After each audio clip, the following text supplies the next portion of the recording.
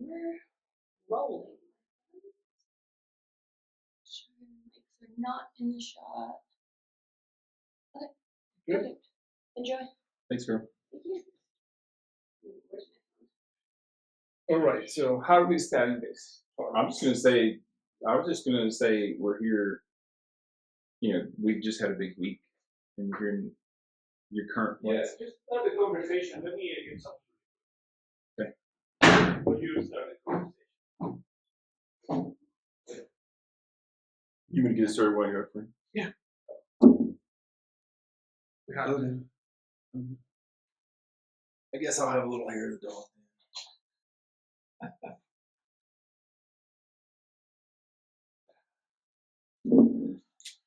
All right.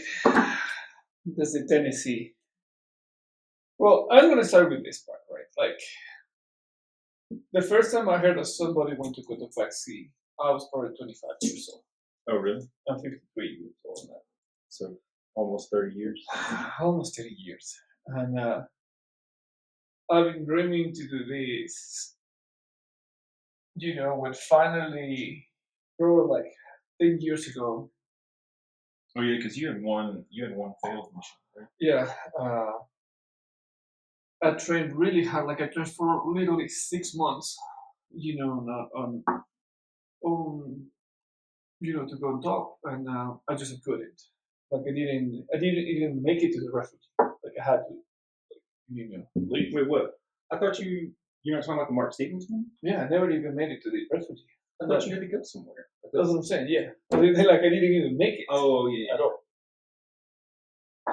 So that was my my first. So salute.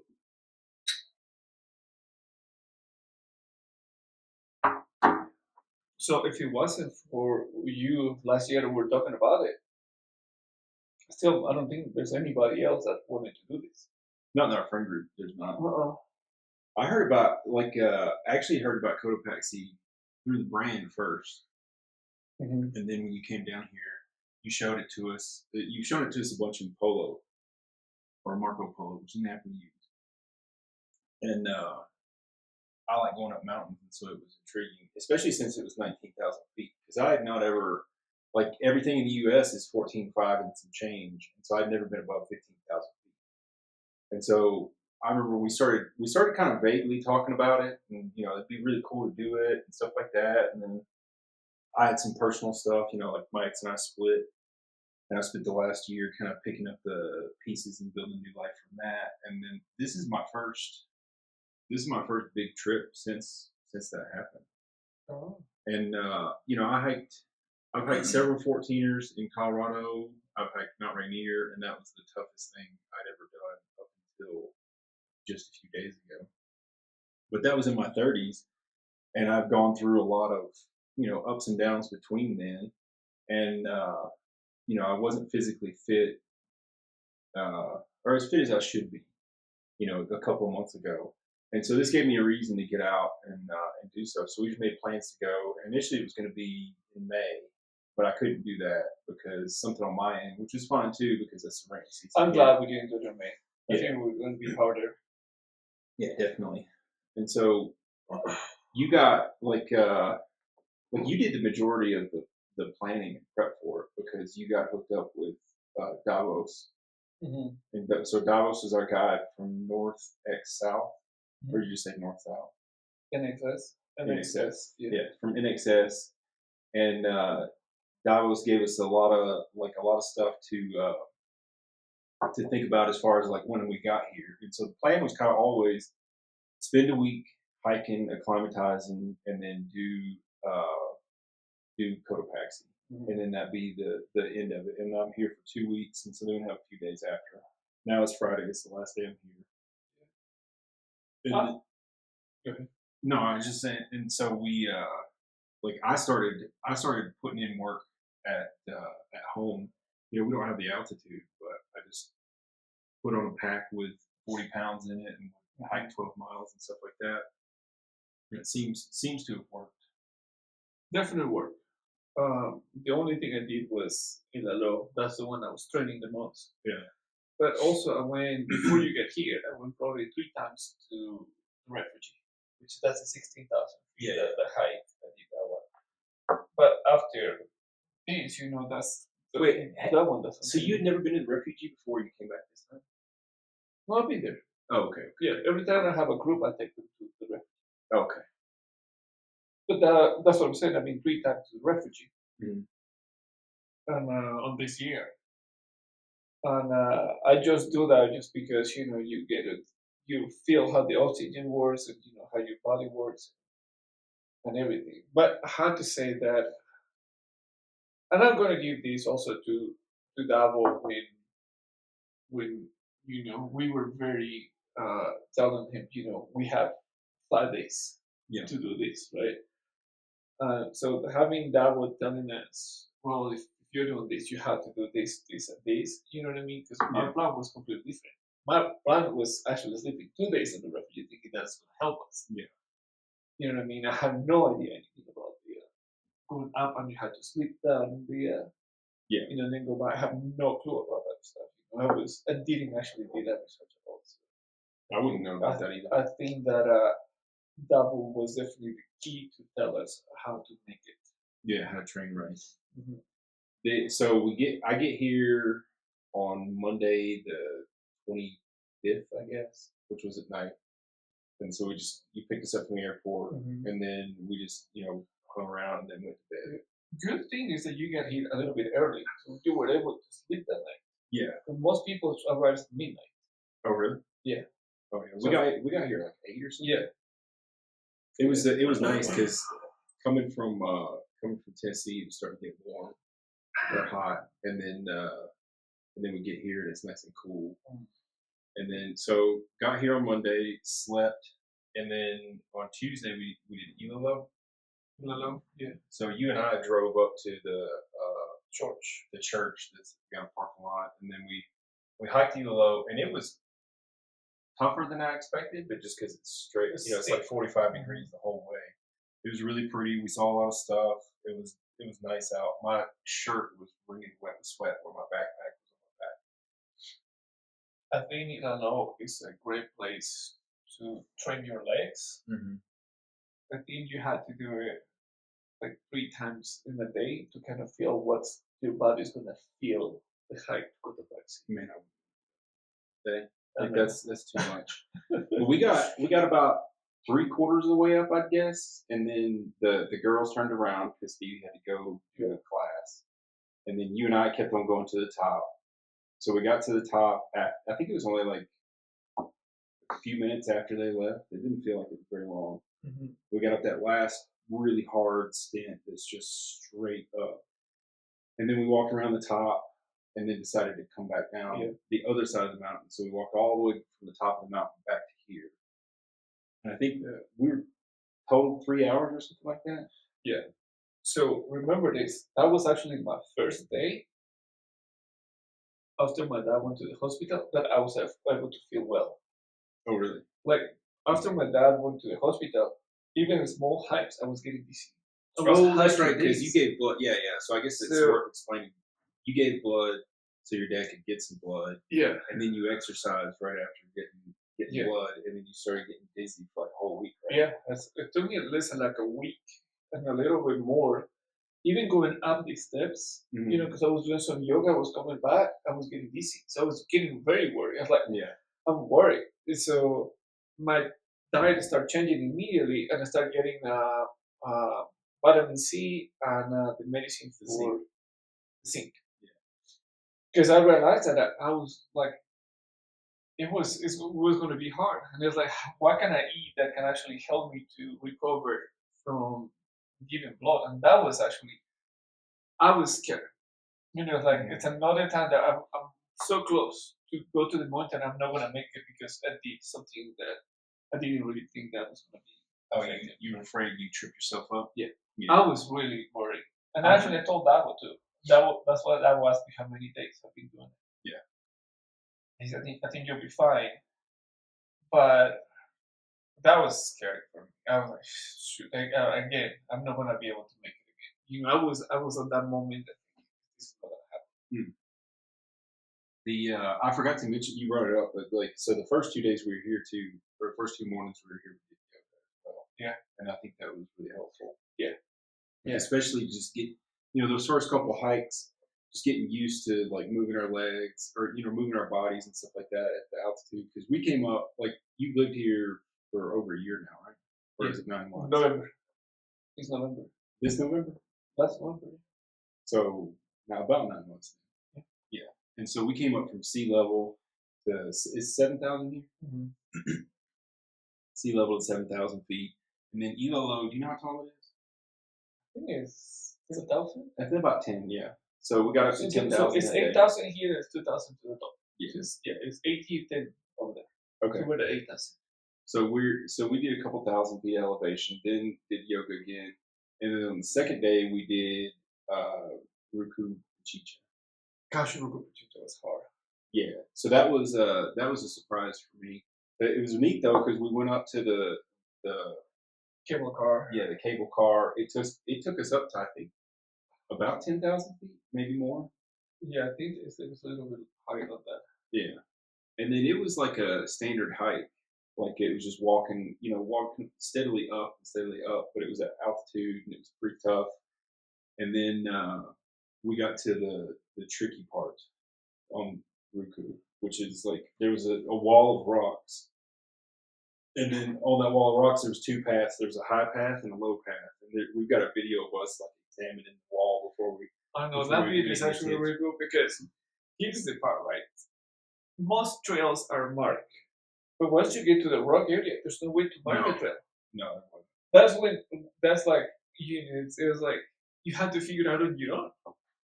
Yeah, and you could see posts off in the distance and stuff like that, but there was no indication of how to get from one to the other. And even if they were right, because it seemed like there was a post over here on the left-hand side of that big dirt face, and then there was a post on the right.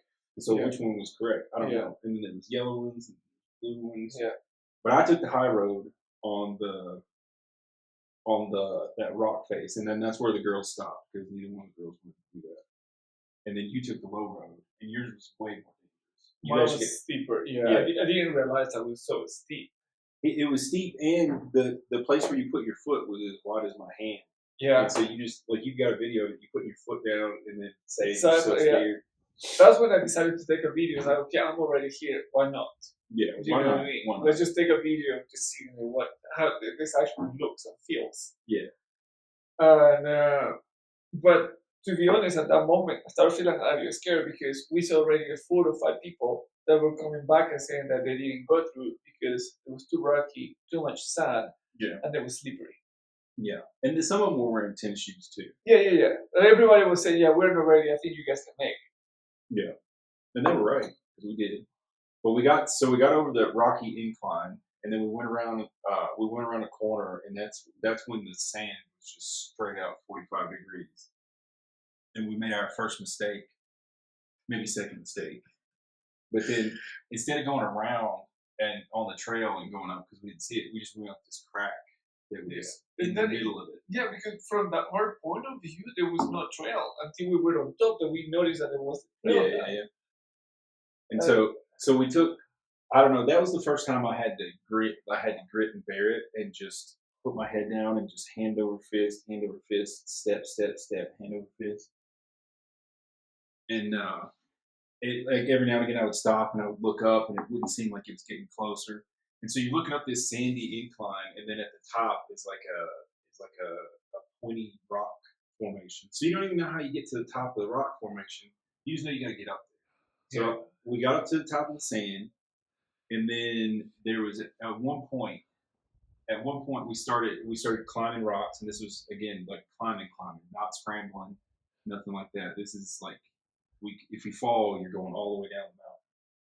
And then we got to that first ridge part. It's a little dip before the last little incline, and that was crazy as all get out because it wasn't like knife thin, but it wasn't very thick either. Yeah.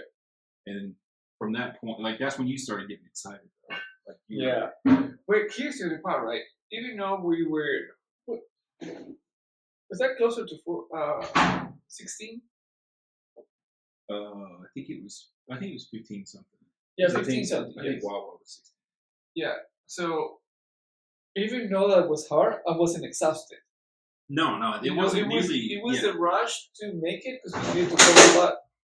The cat. Pause. The cat was playing with something it shouldn't have.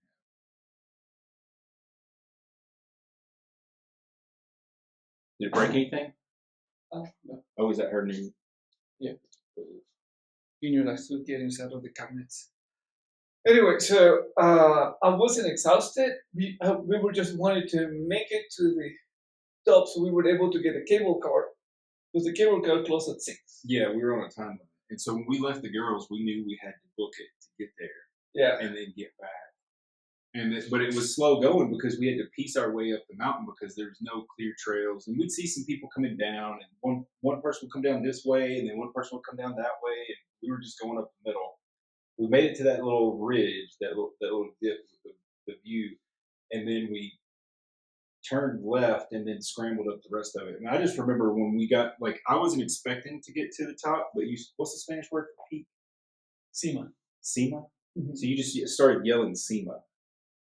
And I don't know what he's talking about. And then I get up to the top and it's just I was so happy because I could see it. I was like, I could see I need to make it over there. I wish I had video of that because that made all of Ruku worth it. Just see, because you weren't just excited, you were elated. You were almost euphoric with how happy you were to be up there. And there's one thing, I don't know why I love rocky areas. I feel like there's a danger that I don't know why it gives me that rush. Yeah. And I know it's I don't think it's good. I don't think it's good because I can make really bad mistakes in that situation. But I was so happy. I was so happy to make it to that point. I mean, it was beautiful though. Like we could see all directions. We could see there was a cloud sea on the other side in certain parts and stuff like that. Because remember the clouds have been creeping in from the jungle into Joa, and then the clouds were coming in from the other side. And there was a town like way off in another mountain that you didn't even know what it was. I know, I've never seen that. But the view from up there was awesome, and the climb up was worth it. And then we were probably up there like 5 or 10 minutes or something like that. We definitely took our time looking around. I think we took at least 10 minutes. Yeah. And then we started to make our way down, and the first part of coming down was tough because we basically had to climb back down, and there was nothing marked. And I remember one point we did get stuck and we had to go back around and do something else because we weren't about to try and climb down some of that stuff. That was the first time in my life I ever felt some vertigo. Oh yeah? Yeah, like it would just seem like just going to the edge and there's just nothing there. And that was our way to go down, and I was thinking, no. Mm-hmm. That was the first time I could feel some vertigo. Just looking like to the other side, because you climb and you get to the edge and then you look down and there's nothing. Yeah, there's several times this week when we were by ourselves that I was just like, no, not doing that one. But then it got easier because when we got to the sand, like we found the trail that was the easy trail all the way around. We basically ran down the hill. Yeah, that was easy. We had enough energy to do that. Yeah, that was crazy. Yeah, that we had that much energy left. But on oxygen. Yeah. And then the girls said they saw us from the distance and they thought they was like, no, those were like 14-year-old locals running down the mountain. They couldn't be our guys. Yeah. And it turns out it was, which made me feel good because I'm not getting younger.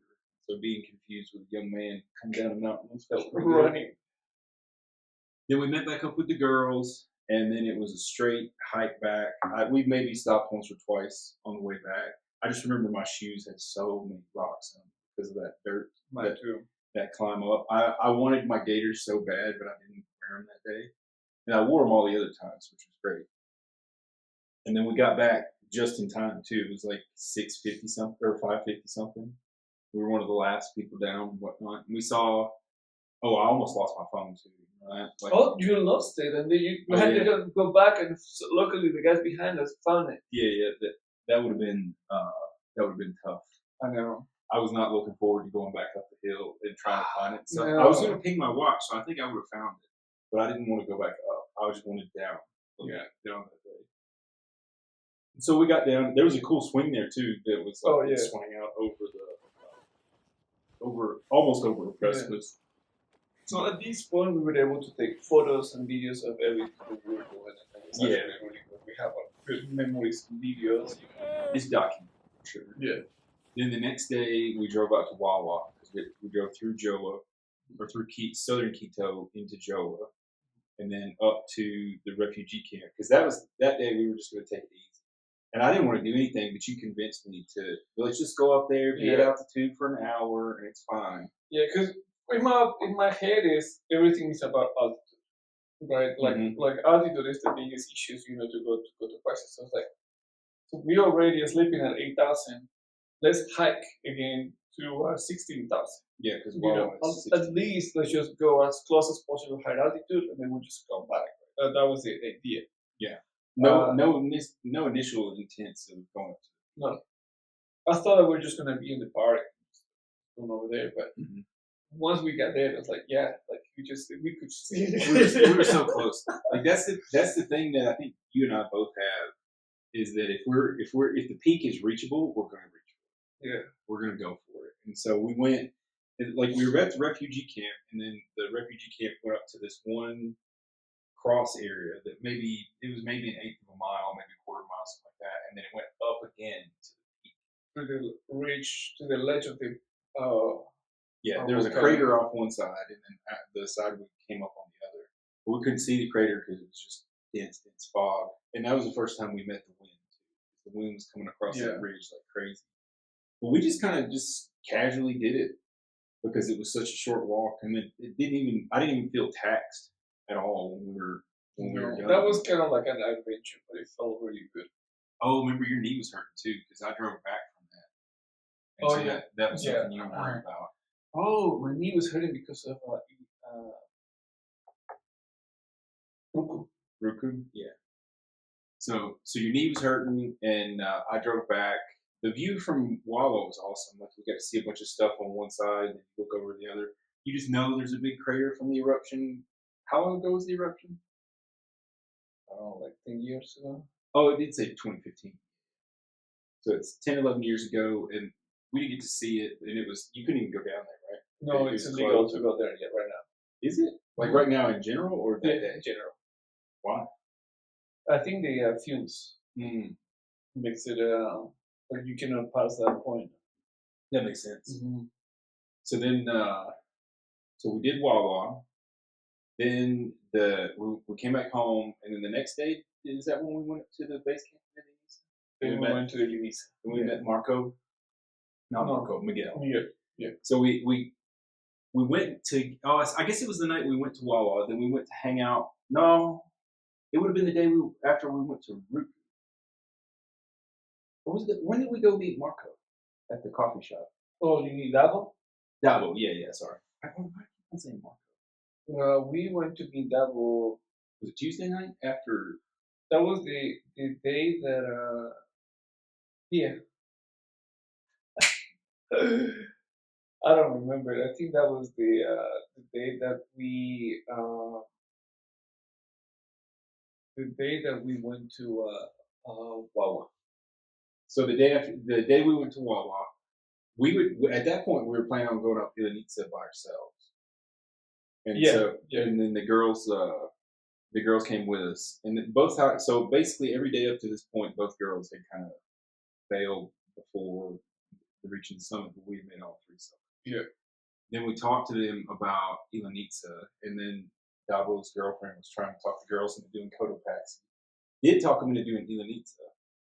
Yeah. And then talked us into getting a guide too, which is actually way for the best. Because I would not have wanted to do that by myself. And it was good to be with Miguel. Yeah. That one over there. Ilanitsa was challenging because you need to know kind of the route. Yeah, you need to, especially from the base station. So the first day we get to Ilanitsa, it's a 3-hour hike to the base station. It was also hard because we got completely wet. Yeah, it rained on us pretty hard. My backpack was waterproof, but I wasn't wearing my waterproof jacket. I was wearing my all my stuff was wet. Yeah, everybody's stuff got wet. And I remember Angelina had a temporary breakdown when we got there, and she found out her poop jacket was wet in her backpack. Yeah. Luckily, her camera was fine. That was tough, and it was cold up there. But they had some good food. They gave us some soup, and we had some shrimp fried rice and chicken fried rice and stuff like that. It was really good. But we didn't have, I like the fact that we didn't have to get up till 6 o'clock in the morning. I slept like a baby. I couldn't sleep at all. But I'd only slept like 2 hours the night before because I drank some coffee when we go get that ice cream, and I should not have done that. And so I didn't sleep for shit. But then we got there at like 3 or 4, and then 8. And then we met the Finnish guy, Walter. It's not his real name, but that's just what he goes by to English speakers, to non-Finnish speakers, because it's got like weird circles in his name and stuff like that. But I went to bed right away, and I think I slept 8 hours. I got up. We had to get up several times at night to go pee and stuff like that, which was neat because when we got up at night, you could see the city and all that kind of stuff. And it was fun. We got up at 6 in the morning, and then Stevie decided she wasn't going to go. She's going to go back with the mule guy because we were supposed to have Oh, that was another thing too. We were supposed to have mules carrying our shit up the mountain, but they were late, and we carried all of our heavy packs those 3 hours up to the base camp, and then she went down. So luckily mules were able to take some of our stuff down. So we only had to take up the bare minimum. Yeah, that's right. And then Angelina went with us because she was not gonna not pee this one. And it was nice weather when we first left, but then the fog rolled in. Yeah. And it came and went because we definitely got some views when we were going up, and it was a lot more serious climbing than I thought it was going to be. But at this point, like I'd spent like 3 days in a row going higher than I'd ever been because it was like 15.6, and then it was like 16.1, and then the base camp was, I forget what the base camp is. Maybe it was just 15 something, but then Ilinitzis Norte is 17,000. Yeah. And so, which again, for being at that altitude for the first time, nobody had any issues breathing. I didn't. No. So at that point, I was very confident about Cotopaxi.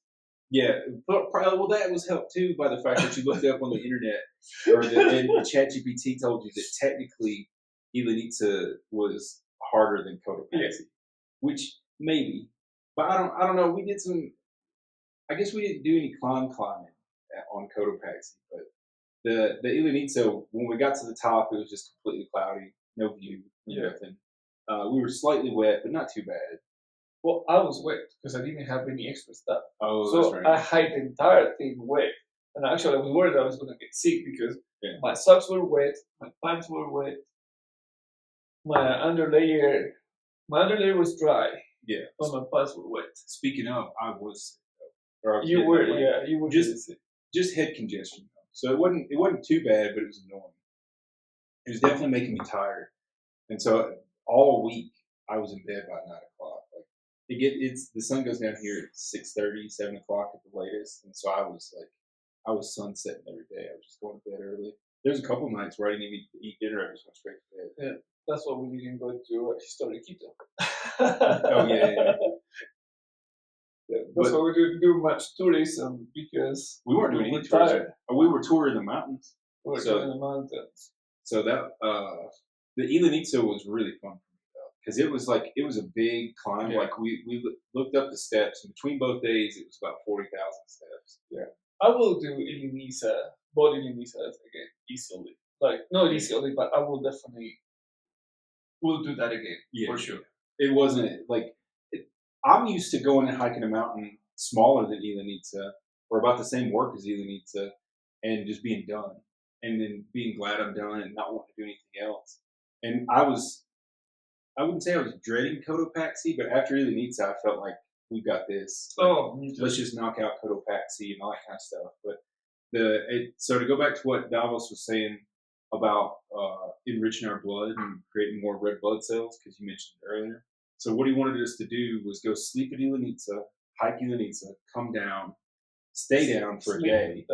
Yeah, like stay down here for a day. And what happens is like your blood gets so thin on oxygen that it dips down, so your body makes more blood cells. And so as it's making more blood cells, you come down and it increases the amount of blood cells. So you actually peak above homeostasis with red blood cells, and that's what we were carrying up to Cotopaxi. So Sunday, we just went to the hot spring, Papayacta, which was amazing. It was all beautiful. I didn't like to drive over there because that was when the cold started messing with me. When we got up to like the 13,000 feet where the lakes were, I was just like, I can't do it because my head was. But then we went and stayed, like we got into the hot pools. We stayed there like 4 hours or something like that. And I did the cold pool 4 different times. That was really good for our muscles. I think so too. Like I felt good. Like all week I felt good. I was tired, every day, but that's reasonable because I was supposed to be putting in a lot of work. And then I did the cold plunge too. You couldn't do the cold plunge accidentally. But I did it 4 times, and the first time was just 2 minutes, and that's all I could stand. Then the second time was 3 minutes. And then the third and fourth time I did it for 6 minutes. Mostly because this little kid was in there. And he was sticking in there. I was like, oh my God, that little kid's in here. The first time I did jump on the cold plunge, this is like weeks ago. Yeah. I screamed like a lady. And I was not expecting it. Like I've never done it in my life. When somebody said, you just jump over there. So I did it. I put my leg to this area. Yeah. And this area is more sensitive for the. So I didn't really jump there. So I just walked inside, and I could feel on my balls the cold weather, and I screamed. And that's why I couldn't do it again. I couldn't do it. So that's why I have a PTSD. That's why I couldn't do it. Yeah, I was happy that I got 6 minutes twice. But then it made getting in the pool feel good, and I think it's a mixture of the hot, cold, and me being a little sick. But I felt like my energy was being sapped just doing that. Yeah. Then we had a beautiful drive back where the sun was setting. We could see Cotopaxi way off in the distance, and we were just. And at that time, we were so excited. Yeah, we were just like, we're going to be on top of that thing in 2 days. Yeah. So here's the part, right? And this is the part that we had to talk about this, right?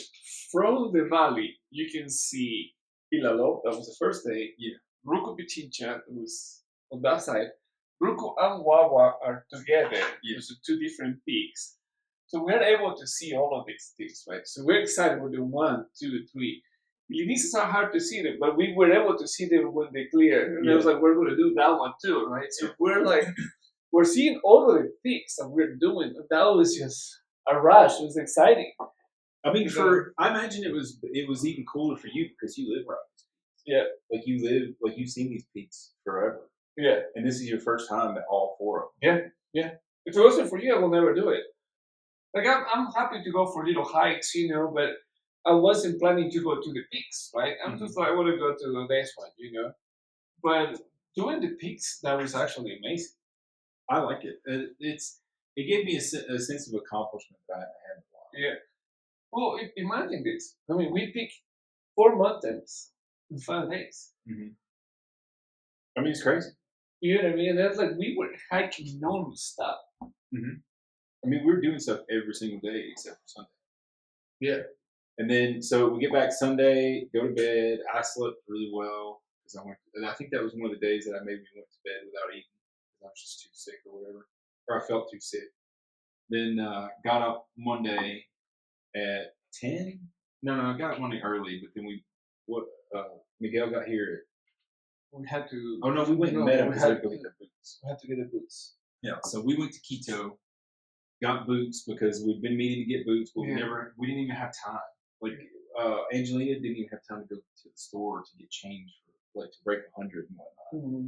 And so we go get the boots, and then we drive an hour or so out to the national park. We had lunch at that place that had the llamas and whatnot. Uh-huh. And then let me tell you this. That day I had a lot of anxiety.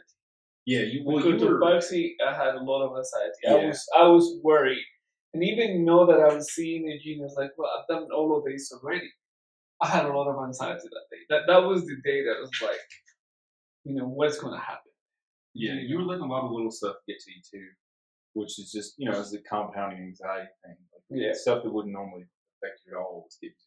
But it makes sense because we were about to do something scary. We were about to do something that neither of us have done before. Because I've never been up to 19,000 feet, and like I for damn sure hadn't been on a glacier in over a decade. I know.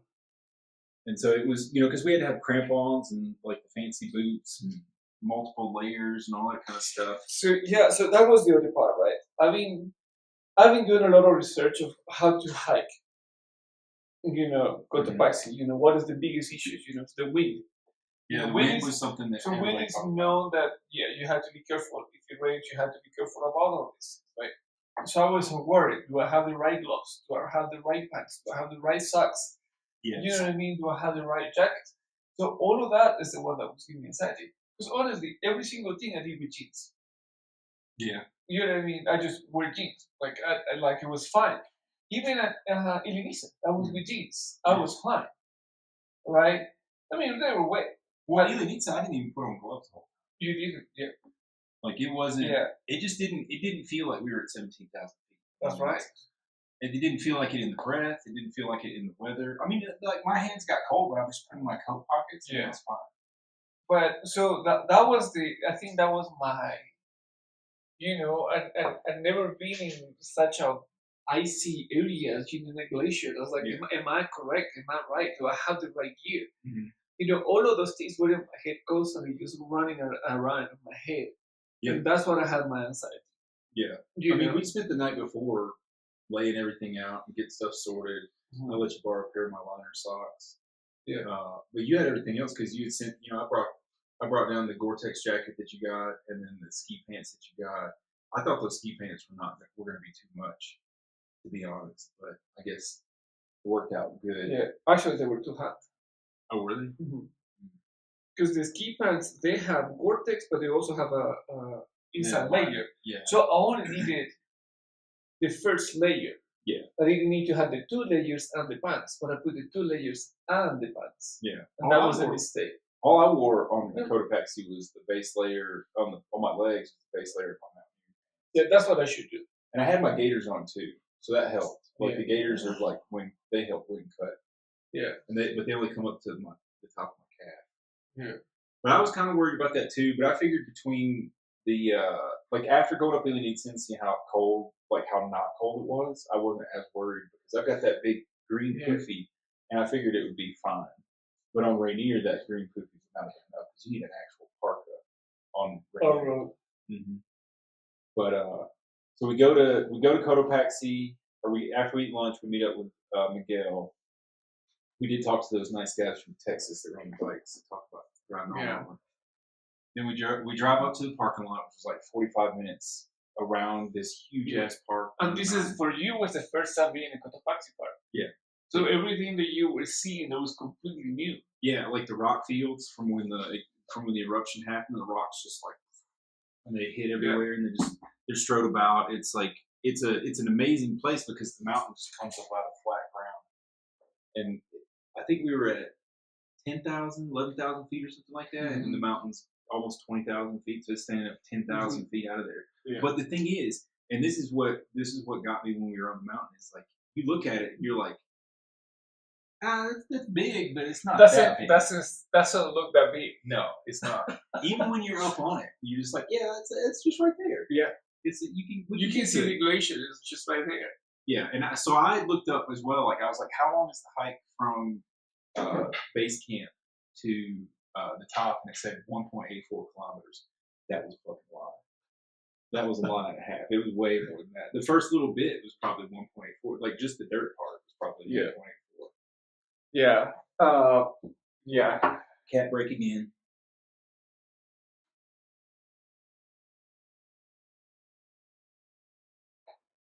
Sorry.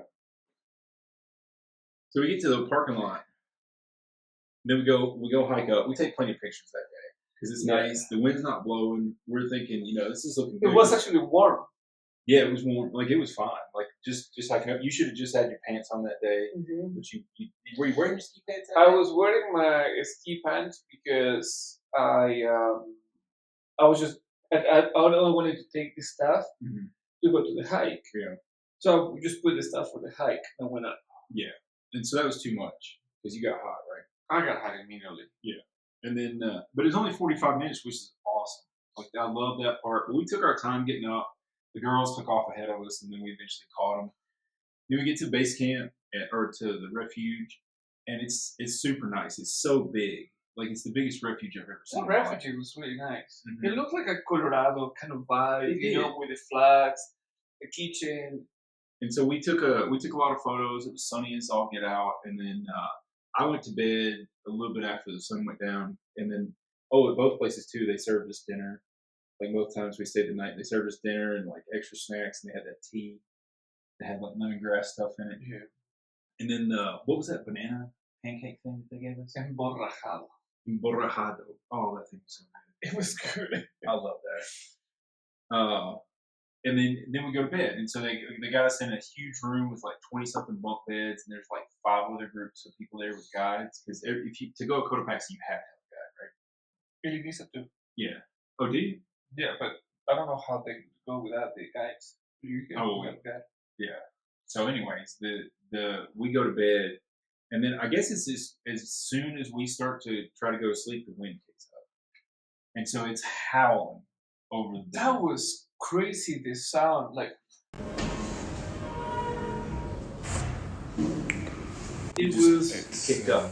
It was like a terror movie. Yeah, I mean it's foreboding because it's this is what's waiting for you when you go outside because it's cold as shit in the in the refuge camp or the refugio, and so you're thinking outside like how cold is that? How is this going to work or whatever? So I go to sleep. I slept 2 different times for about an hour each. I slept from 8 to 9, then I had to get up and go pee, and then I slept from like 10 to 11:30, something like that. Still recording. Why wouldn't be? Just in case. Oh, I hate to do this and it's not recording. Yeah, it's true. I mean, no. I'm sorry. Yeah. You're the professional photographer who's probably missed on some of that before. But so we get up at 11:30, and I woke up at 11. You woke me up. I did. So I woke up at one point because it took me probably like 2 hours to go to sleep. Yeah. Finally, I think I went to sleep, and I was constantly waking up because of the sound. Yeah. So then I saw people start getting up, right? And I think I looked at the time, and it was 11. Mm-hmm. So I said, okay, I have a couple more minutes. I'm just gonna stay here, just rest my body. I said, I probably won't want to go to sleep, but I wanted to at least my body That's to what be I was rested. Yeah, I just wanted to lay and relax. Even if I didn't sleep much, I knew the relaxation part would help a whole lot. So then you're like, it's time to go. I was like, okay. I said specifically, it's time to come out. Oh, is that what you said? Yeah. I don't remember. I was like, shit. Yeah. But it's disorienting too because you just lay down and now you're getting up and it's like, what time is it? It's dark outside and all this other kind of stuff. The sound. And it's still going. It's still blasting. And remember the one whistle thing? So there was 2 different levels of how hard it was blowing. So it would blow and we could hear the wind. Yeah. Then it would blow harder and it would make that whistle. Yeah. Like they're just getting in somewhere. And then it would blow even harder and it would be the sound and then like a little like 2 little sounds over in some corner of the building or something like that. And all of that was still going on. And then Miguel rounded us up after we both got up. Okay, that part was crazy. I did not like that. Because, at this point, it's like, okay, we know that we're going to go out. And Miguel, when we get there, Miguel says, we're going to start with easy layers. That's what he told us. We go on top. We're gonna wear a couple of layers until we get to the glacier, and then we're gonna. So on this time was okay.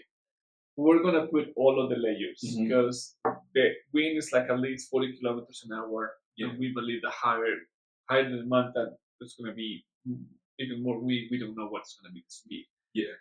But we had to be ready for the 40 kilometers an hour winds. Mm-hmm. And that was in that moment. That's what again. I've been thinking about: do I have the right gear? Yeah. The entire time. So now I was like, do I have the right gear? So yeah, that was a moment. It was like, okay, let's just go ahead and do it. Like we're right here, let's go ahead and do it. So, but it sucked though because when we were getting dressed in the building, it was so hot to get all that stuff on, and I did not want to sweat at all before we got outside. Oh, obviously, yeah. And so I put on all my stuff except for the last little bits, and then I put on my big coats and then just went straight outside. And it wasn't that bad outside the refugee camp. It actually felt warmer outside than it did inside. except for the wind. So I expected it to be frigid, and it was just cold. It was just a little cold. Yeah.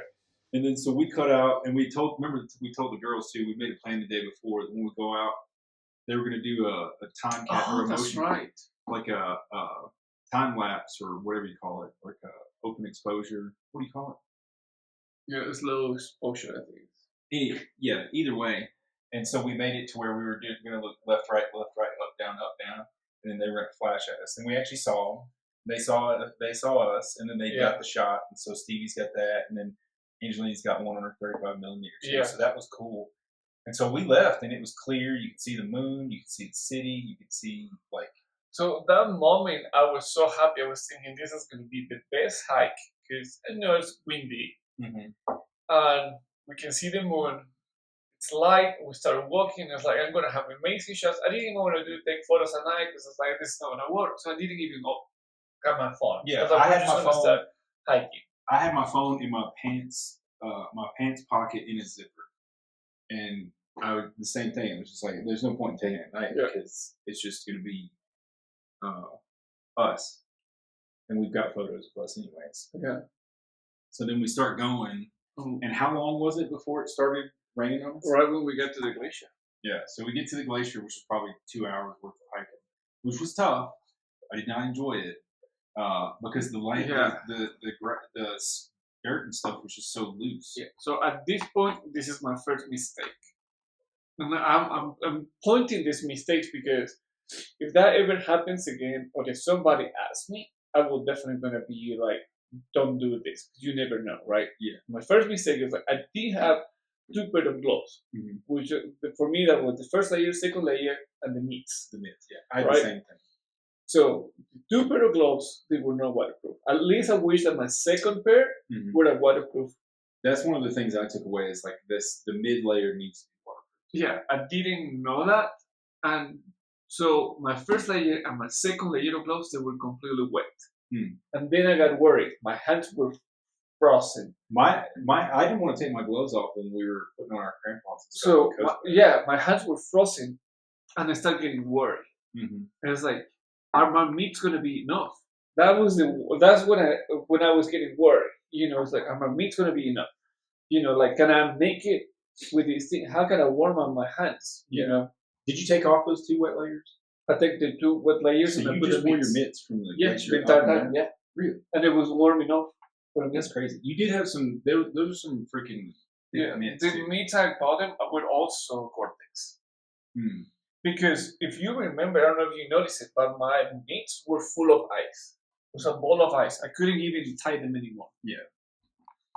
But that was my first worry. We're just started the glacier. Yeah. My hands are wet and freezing cold because they got wet. We already start getting all the rain, and all the rain start being ice in our bodies. You know what I mean? Yeah. So the ice thing, like I didn't notice it accumulating while we were sitting there, but it was definitely. It felt like it was just raining on us and sleeting on us, and the wind's blowing so hard that, like the first. Well, actually, before we get onto the glacier, so when we sat down to put the crampons on, remember that was right at the entrance of the glacier. Yeah, but one of my straps on my crampons was so short that he had to work really hard to get it in there. Yeah, and I had this much extra coming out of the clamp. So the whole way up, every few seconds, or not few seconds, a few minutes, I would look down and make sure. Still there. Yeah, because he made it work. Because if he wouldn't have made it work, I couldn't have done it with my hands because my hands were freezing by then.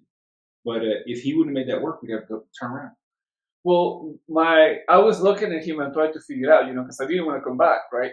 Yeah. So I was trying to figure out how can we do. But I don't know if you noticed that on your right foot, your right crampons, one was way longer. Yeah, it was super long. I think that one was for the other crampon.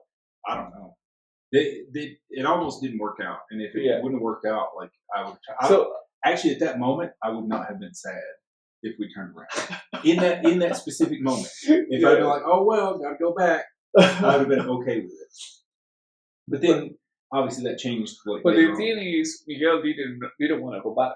No. At that point, I had to say, and I had to give a lot of credit to Miguel because he was doing everything possible for us to compete. Yeah, he did. Like the peace, he was always telling me, concentrate on your breathing like he was just focused. We're gonna make it, and I think that's the most important thing about getting a hike with somebody that is willing to push you to the fucking everything to make it to the top. Oh, he did. We'll get And into that that was more. Miguel. We'll get into that more when we get to the peak. Yeah. Coming back down, because he pushed us. He pushed us coming back down. Yeah. So we get to the thing. We put on the crampons. We get we get everything else that we're going to put on, and then we set out on the.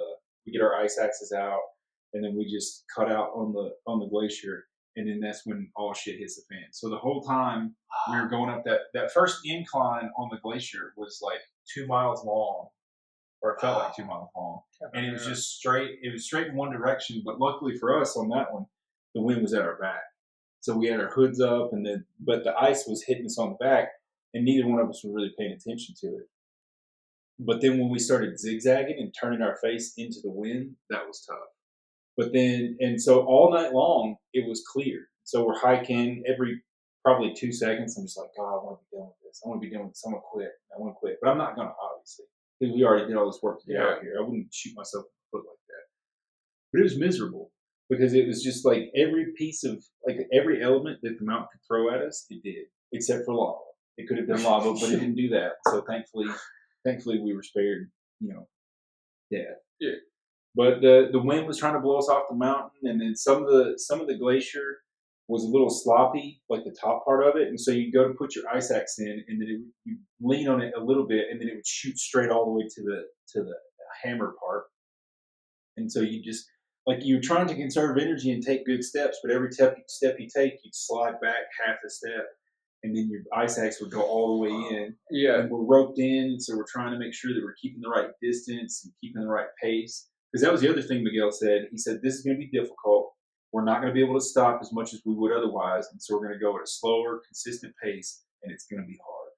Yeah. And he's telling us it's going to be hard because he's saying it's going to be hard for him, too. And so he's used to it. He's up, like he's 7 days a week in the mountains. And then, he had guided us up Ilanitsa. Then he went ice climbing at, what's the biggest peak? Or no, where did he go ice climbing? I can't remember. It's the one. Chimborazo? No, it's the other one. Cayambe. Cayambe is the one, yes, because that's the one that has the huge crevices that nobody can cross right now. Yeah, and so he went to Cayambe to ice climb, and now he's back with us, and he's talking about it's going to be hard and stuff. And so we just, I just went head down.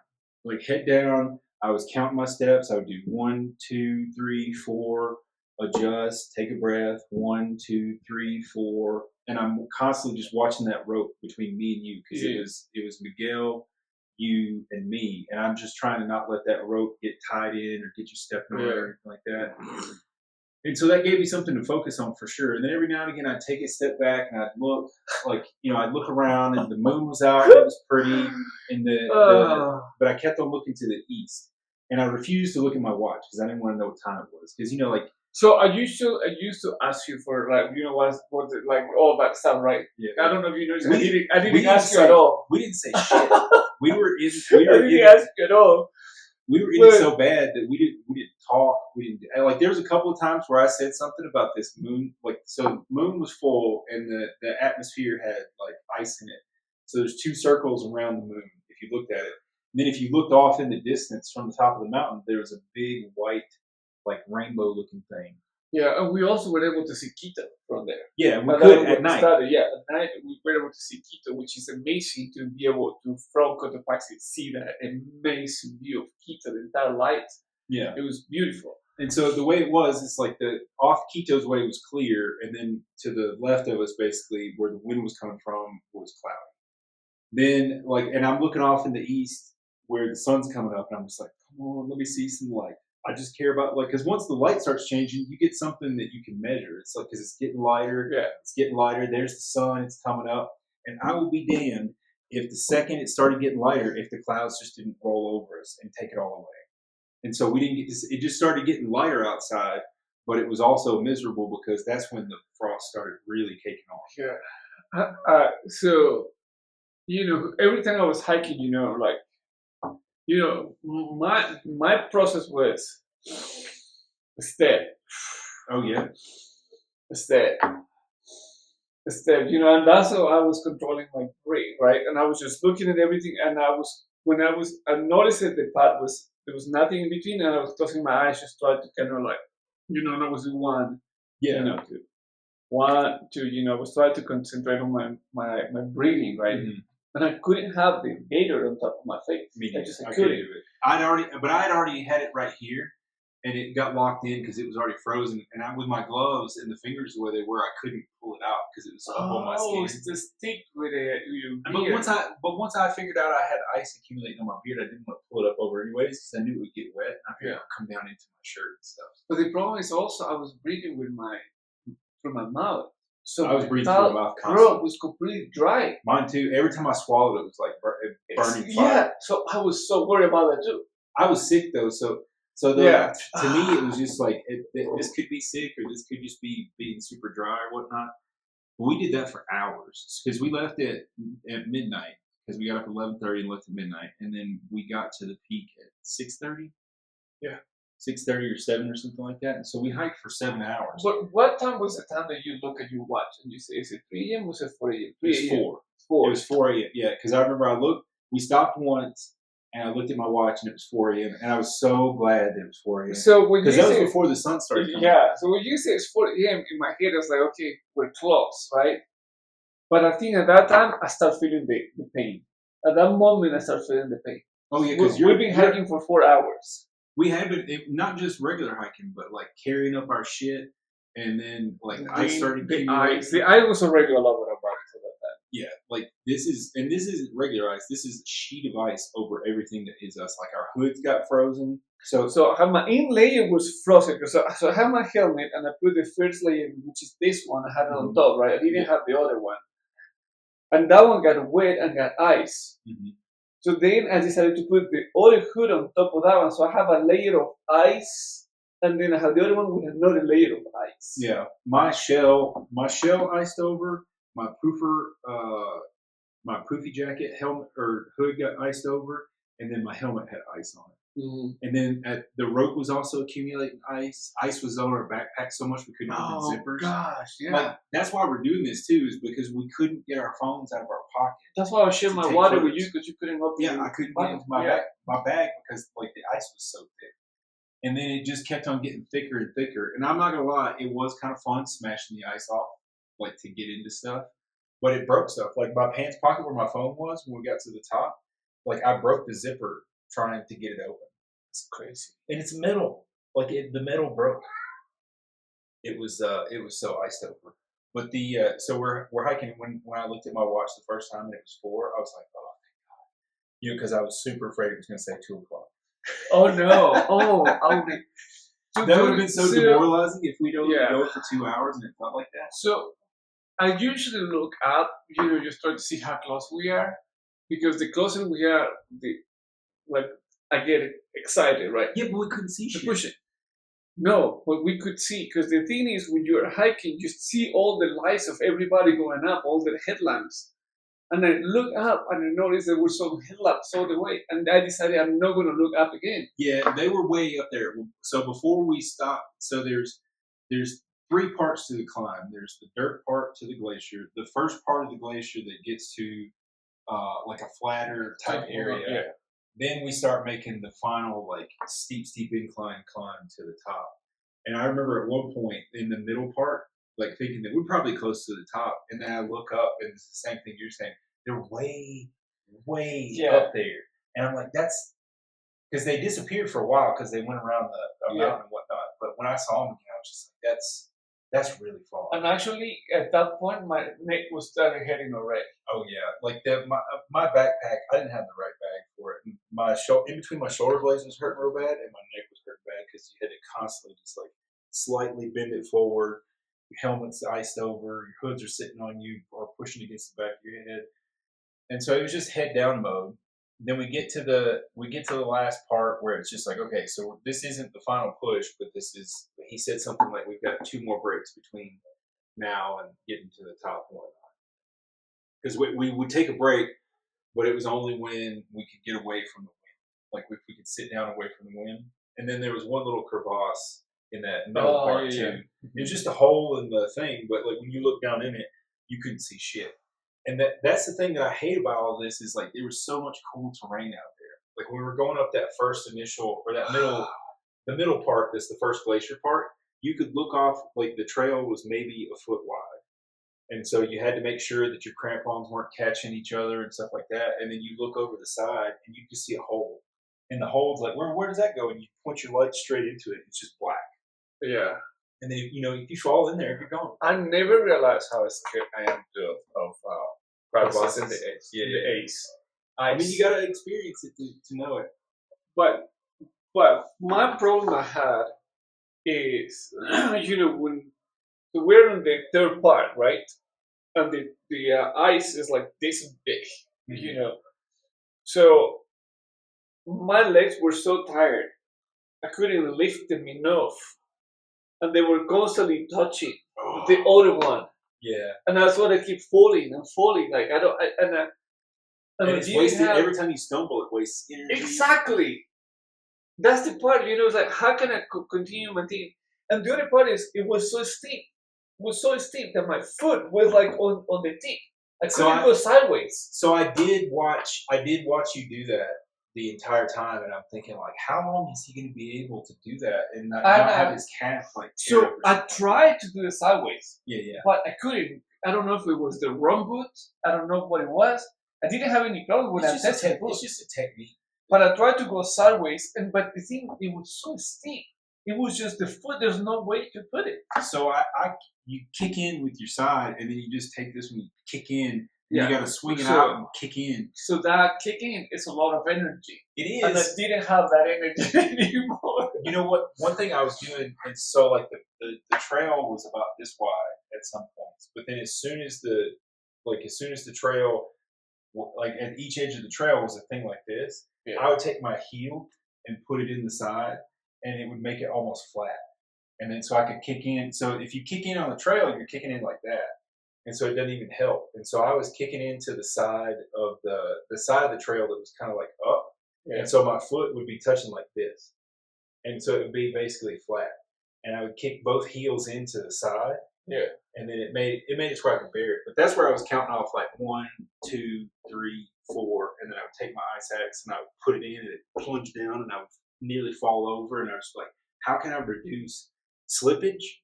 And how can I reduce like having to bend over with this ice axe? Yeah. So that will be the first part where I was telling you, the mistake was having the gloves, right? The second pair of gloves, they need to be or something. Waterproof, or having an extra set of gloves that I didn't have dry. Yeah. But that's the one thing. So we brought just what we needed, and we should have brought a little bit extra. Yeah, I think the gloves they're not that much weight. You should definitely have like a pair of gloves dry. Yeah, I think that would be the tip number 1 for sure. Well, that's a part of why I couldn't really get to my stuff is because I had the 3-layer thing. Yeah, and it was tight when it was dry, but with the underlayers wet, like when I put them on, if I'd have pulled those mitts off, they would have turned inside out, and I would have had to fight to get my hand back. Yeah.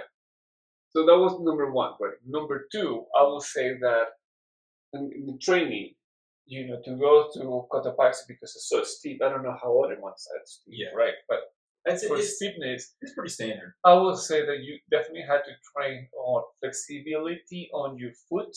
Yeah, your ankle flexibility. Because yours are really flexible. When we were doing yoga, I can see that you're way more flexible than me. Yeah, and I knew that that's going to be an issue for me.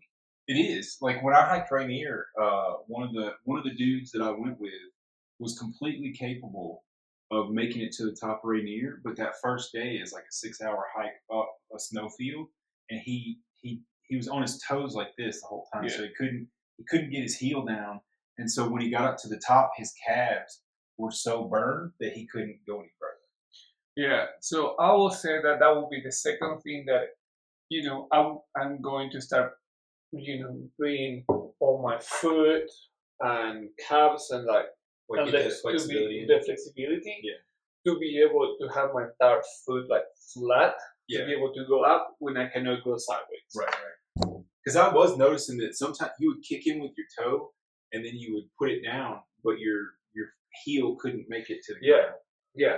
And that's when I started kind of, and we were just so close to the top, but it was so steep, I couldn't do it anymore. When I did, so when we started going up that super steep stuff at the very end, like after our last break, that's when it got like this. And that was the final push to the summit. And we were it was like the day we at Ruku where we were going up that dirt trail that was like a cutout. And it was like super steep, and we were in like a little gully or whatever. And so I took my ice axe, and so I hold it on the head where the handle's coming down like this, and you use it like a cane. So I took it and I held it like you're holding underneath the head of a hammer, and I took the claw part and I was just punching it. That's how I was doing too. And I was taking this hand, I was putting it down, and I climbed all fours up. Yeah, that's how I did it. So you know that part they call it the heartbreak. No, I didn't know that. So that's what Davos' girlfriend told Stevie. Oh yeah. It says that part is the heartbreak, and sometimes that's the one that when people quit. I couldn't imagine quitting so close to the top though. Yeah, but the thing is, I was done. My legs could not move anymore. That was the point. You weren't so during that thing, like you weren't letting on to me because I was in the back. I couldn't tell what was going on, but you said that Miguel was pulling you something. Right? So then, I told Miguel, I said, I can't anymore. Like this is the moment. This was the hard moment. Like, I'm getting so close, and I was. I could see that, and I was going to tell Miguel, I was like, hey, you guys keep going. No, for real. I was at that point. I would not have let that. Look, absolutely no, for real. At that point, I was just ready. I told Miguel, my legs are like fried. I said, I cannot go anymore, right? So Miguel and I, we spoke Spanish constantly, right? I heard you guys say stuff. It sounded like he was motivated. So I told Miguel, my legs are fried. It's like, I'm like, my foot is hurting on the side. I can't do sideways because it hurts. Something was happening with your boot and your ankle or something like that? Yeah, right in my ankle, the foot is like this. So this area over here was hurting a lot. Yeah. But I couldn't go, that's why I couldn't go sideways. Mm-hmm. So I keep going like this, and it's so steep that I had to go on my, hiking with my tips. Right? And then I remember he looked at me and he looked at the up and he said, we're almost there. We're almost there. But that motherfucker lied to us. He told us it was 50 meters to the top. Yeah. But what he meant to say is it's 500 meters to the top. Or at least, because I thought it was a translation error, but I think he was lying for you. I wish I didn't have any numbers. I wish I had any numbers. Well, if he would say, we're just there. We're just there, right? I wish he just said that. But even 50 meters... 18,000 feet. Yeah, it was just way too hard. No, like my body. Obviously not, because you made it. Well, that's the thing, So he was like, and every time that he was saying, I was just putting all my energy on my legs. That's what my legs would just do. So you carried a walking stick with you? Yeah, walking stick at the peak. Did that not help? No, at that point didn't help. The only thing you weren't using it. The only thing that was helping was the ice axe. Ice axe. That's the only thing that was helping because that was it was like a hammer, right? Just grabbing it and pulling myself. Grabbing and pulling I was definitely using that ice axe at the very end. But my legs couldn't do anymore. So I could feel like every time I was doing one rig, right, and I was pushing myself, I could feel like Miguel was pulling my rope a little bit, just to give it that tiny little bit of energy that was giving me just the next step, right? Yeah, he was pulling you because you're just like, well, if he's pulling, I gotta go. Yeah. But if it wasn't for Miguel that was doing that little pull, he didn't pull me completely, right? But that little pull was the one that yes, I can do it, right? I can do it. But I wanted to rest more time. He was like, no, we're not resting. We had to go. When we started getting to the top, so from my perspective, he wanted to be up on the peak at 6 a.m. Then we started seeing the people coming down, and they were all we were behind in time, I think, in his mind. So when I saw people coming down, it kind of gave me a little bit of relief that I'm gonna make it. So it was like they already did it; they're coming down. Yeah. I didn't realize how close we were at the very end, because I forget what group it was, but there was one group that came down, and I thought we had a walk. because he'd said 50 meters, and that was like a half hour ago. And I was just like, we still got a long way to go. And he's like, no, there's the summit right there. And it was actually 50 meters away. I was just like, we fucking got this. We fucking got this. We're probably carrying, how much did you say you looked it up? And we were carrying between 5 to 10 pounds of ice on us. The rope that was hanging on us, like there was literally 5 millimeters of ice on everything. There was more than that. There was at least, I would think there was half of the inch of ice. Well, either way, it was a lot of ice. So it's over a whole centimeter? I would think that, it was a half of inch of ice. Inch of ice. I would think there was half of an inch of ice. And the inch is 2.5 centimeters, 2.6 centimeters. 2 centimeters, yeah. And that was tough. That was the one point that, like, I was head down. That last climb up, I didn't care about anything else in the world other than punch the ice axe in, put the hand down here, move both my feet, punch the ice axe in, grab here, pull up. Oh, so here is the other part, right? And this is the thing how the brain works and makes you freak out, right? So we were supposed to carry gas masks. We did have gas masks, didn't we? No. Miguel decided not to bring them. You didn't know that, right? No, I did not. I thought he had them in his bag. No. So he decided not to bring it. it. Did smell sulfur. So then that's what I'm saying, right? I asked Miguel, I said, do you have the gas mask? He says, I didn't bring them because it says, we're going to smell that for a little bit, but it says usually people cannot breathe with a gas mask. They did say that, yeah. Right? And I believe it too, because if I'd have put something that would have restricted my breathing at all, I would have even with the gator this big, when I put it like all the way, I couldn't breathe. I wouldn't do it. So I'm glad we didn't have the gas masks, right? But the thing is, I could start smelling the sulfur, right? Yeah. I didn't know what it was. I could smell rotten eggs, and I started getting freaked out about the smell. So that was the other thing. So I stopped breathing. Oh, that's big mistake. Yeah. So and then is what Miguel says: concentrate on your breathing. But I couldn't tell him, I smell rotten eggs, right? Yeah. So I was trying, but yeah, I didn't want to smell. I was worried because I don't know what I'm smelling. I had no idea what I'm smelling. I don't know how the gas smell. I didn't care. So I've been around, when I went up Rainier, you could smell the sulfur. And then I remember my mom, when I was a kid, she bought sulfur to spread around the edge of the house so snakes won't cross sulfur. Oh, really? Yeah, we caught a snake in the house one time.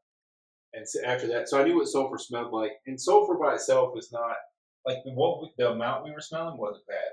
If it smells, if it burns, it's too much. And we never got there. Yeah.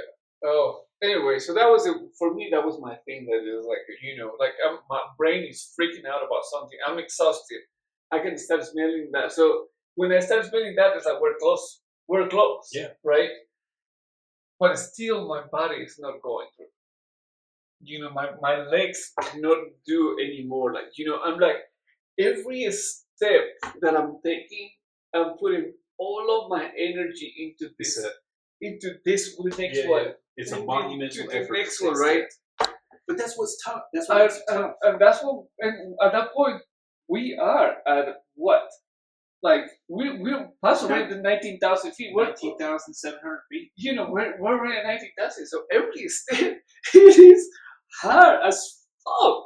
Yes. It's I could feel I'm putting all of my energy. I think my brain was putting all of my energy in each leg when I was just one to hold and the other one to go up. We were in survival mode for sure. We had a mission, and then that last little climb, especially when he's there's the summit right there. I was all right, we're there. We're gonna do it. We're definitely gonna succeed. Yeah. And then it's just downhill from here. So we go hand over fist, hand over fist, hand over fist, and we get to the top. And I could tell when we got to the top that you wanted to break down. I wanted to break down. I wanted to break down, but in a happiness kind of I was happy that we did it, right? But let me tell you, before we get to that point of the summit, right? Years ago, when I trained with Mark Stevens to go to the top, right? Mark Stevens says that his legs couldn't go farther. And the reason that he decided to return is he says, I need to have my legs to come back. He already. Oh yeah. That's what he said. So I was thinking, how is it? But now I'm in this position. I'm thinking, am I gonna have legs to come back? Thinking what was told to me. Yep. Right? It's like, am I gonna have the energy to come back? That's a whole separate story because like I always look at climbing a mountain as like once you get to the summit, the rest of it's fine. But not that wasn't. That was not the case. So, yes, I thought we were gonna slide out, like in a telepheric. Well, just like all the way down. Yeah. But then, so we got up there. It was very emotional, but it was cloudy as shit. We couldn't see anything. Yeah, so, I didn't care honestly when I got to the top. I didn't care about. But that's the thing is we did. At that moment, I didn't care if I was able to see something. I didn't care about photos anymore. I look at my pocket, see if I can get the phone. I couldn't do it. That's when I got my phone out and broke my zipper. And I started crying. I was just crying. I was like, shit, I did it. Yeah. Gosh, this was the hardest thing I've ever done. I was crying. I was like, gosh, I can't believe it. I did this. I was like happy crying. Like, gosh, I did it. I can't believe it. Like make it to this point. Because at this point, the last hour has been a miserable time trying to get to this point so slow. Yeah. So that last hour, I would say the last hour was the hardest thing ever. I don't disagree with that. Because like all the elements were trying to come at us. The wind, like the one thing that we're not mentioning here is that the wind is constant. It never let up unless we were in a point that was like protected in two berms. But those things were few and far between. Yeah. And so on the top, we're sitting there, and the wind's just going over the top of the mountain. We can't see the volcano crater. We can't see anything else. But it didn't matter because we made it to the top. And so like I felt successful because, I knew when I was in my 30s, I was in the best shape ever when I went and did 3 years. I weighed like 220 and I was almost solid muscle. I was cardioed out. Legs weren't a problem. But this time it's just like I'm 46. I've been training, but I haven't. I'm not doing CrossFit anymore or anything like that. I pick up the weights. My cardio is overall shit compared to the way it used to be.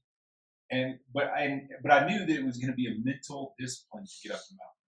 Like my mind had to be prepared to deal with whatever was there, whatever the mountain threw at us. I had to deal with it mentally because I knew I could physically do it. Now the thing is, there were multiple times during this hike. It's just like I don't give a fuck how I feel when I get back down because I was a little sick too, and it's like if I'm sick and I'm doing all of this stuff, is it just gonna make me sicker? And I was like, I don't give a fuck. When I get up to the top of the mountain and I come down, and if I get super duper sick, I'm going to deal with it because being up there was more important than being healthy down here because this is what I had my mind on. Mm-hmm. And so when we got up there, I proved to myself that I could mentally do whatever the fuck I want to do. And I haven't been there in a while because I've been mentally soft for the past decade or whatever. But this is like I'm going to go back to work next week. And I'm not even going to worry about like all the stuff I got to catch up on. I'm like, this is just email. It's the fingers. Yeah, this is just email. This is just me talking to people. This ain't me struggling for my fucking life with a mountain that's trying to blow me off of it and icing me up and all this other kind of stuff. So at this point, that when I start laughing like crazy, there's that excitement that I made it to one point, right? But it's also hysterical laughing too. Yeah. Like you're laugh crying. And, and like that, I felt good for me, and I felt good for you in a way that like our friendship has, we've been friends for over 20 years now. Yeah. And our friendship has never been like mutually tested. Like we didn't test our friendship, but like we were never mutually tested in a kind of way, and we felt the past. Yeah, I think that if it wasn't for you, I won't never go to Cotopaxi.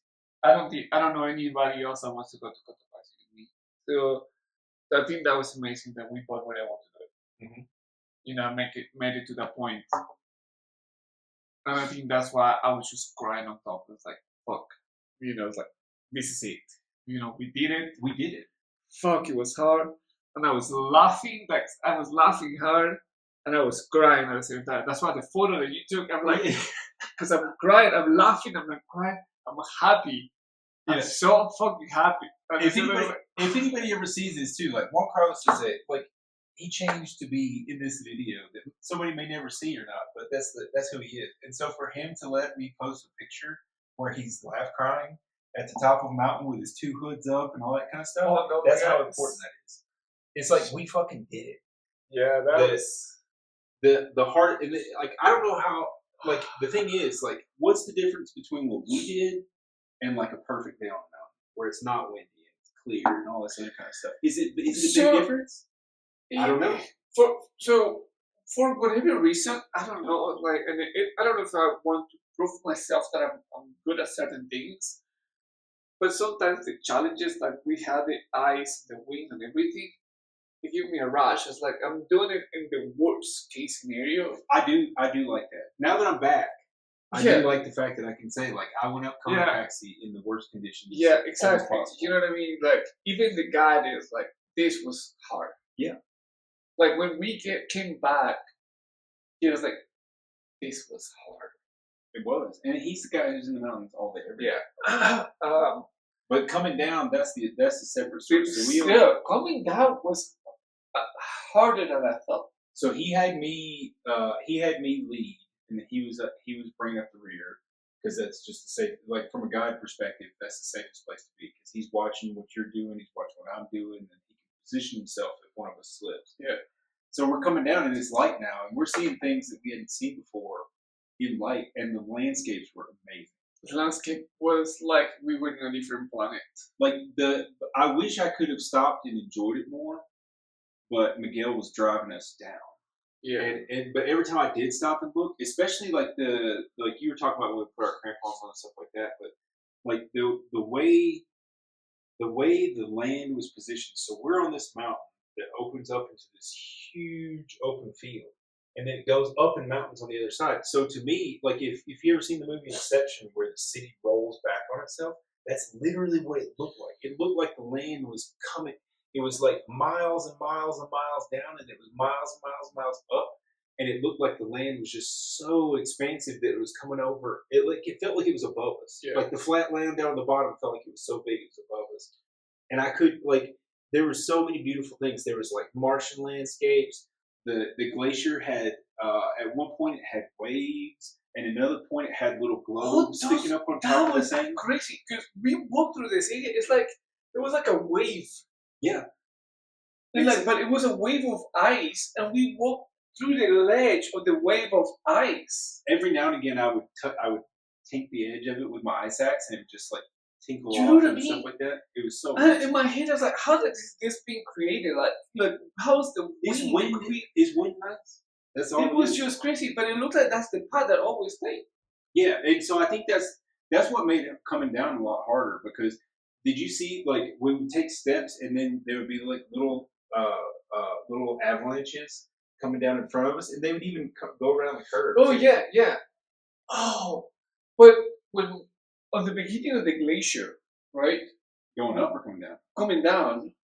Yeah, we're just coming down. All the story for now is just coming down, right? Yeah. First of all, I thought it was gonna be easier. I thought it was going to be easier too, but it was so hard. So your pace was killing me. I'm not gonna lie, because I like to go down faster. I couldn't. I know. No. But the thing is, my legs could not go any faster. This is the thing. So we were coming down, and like I'm trying to feel you in the rope, because I don't want to pull you down the mountain and make you fall or anything like that. So I take a step. So like I like to come down the mountain like I like to keep the momentum coming down. Yeah. Because it's easier on my knees. It's easier on my muscles, because I'm not having to stop all of my weight every single time. But you were going so slow, and you had said that your legs were spent, and I knew your legs were spent. And so I would take 2 steps, and then I would get a little tug, and then I would try to take another step, and I'd get a little tug, and I'd be like, okay, I gotta stop. And then I'd turn around, and you were messing with something. So the other part is, I remember, I was trying to keep up with you, right? And in my head, I don't know if you ever done this, but this is years ago when I used to go to the gym, and remember, I used to do a lot of steps, right? Yeah. And it's like when you pass the minute 7, like you exercise to minute 7. I've it's never pretty been a stair hard. exercise. Well, when you exercise to minute 7, after you pass the minute 7, it feels like you just continue just normal. Yeah. Right? And in my head, I was trying to, like, at what time is this minute 7 that I can continue? Like, when are you going to hit I your was second win? when can I get that past that 7 minutes, that I can actually continue, just like non-stop, right? It didn't happen. It never happened. No, it did happen once we passed once we started getting to the glacier. There was a Like point to the that end of the glacier?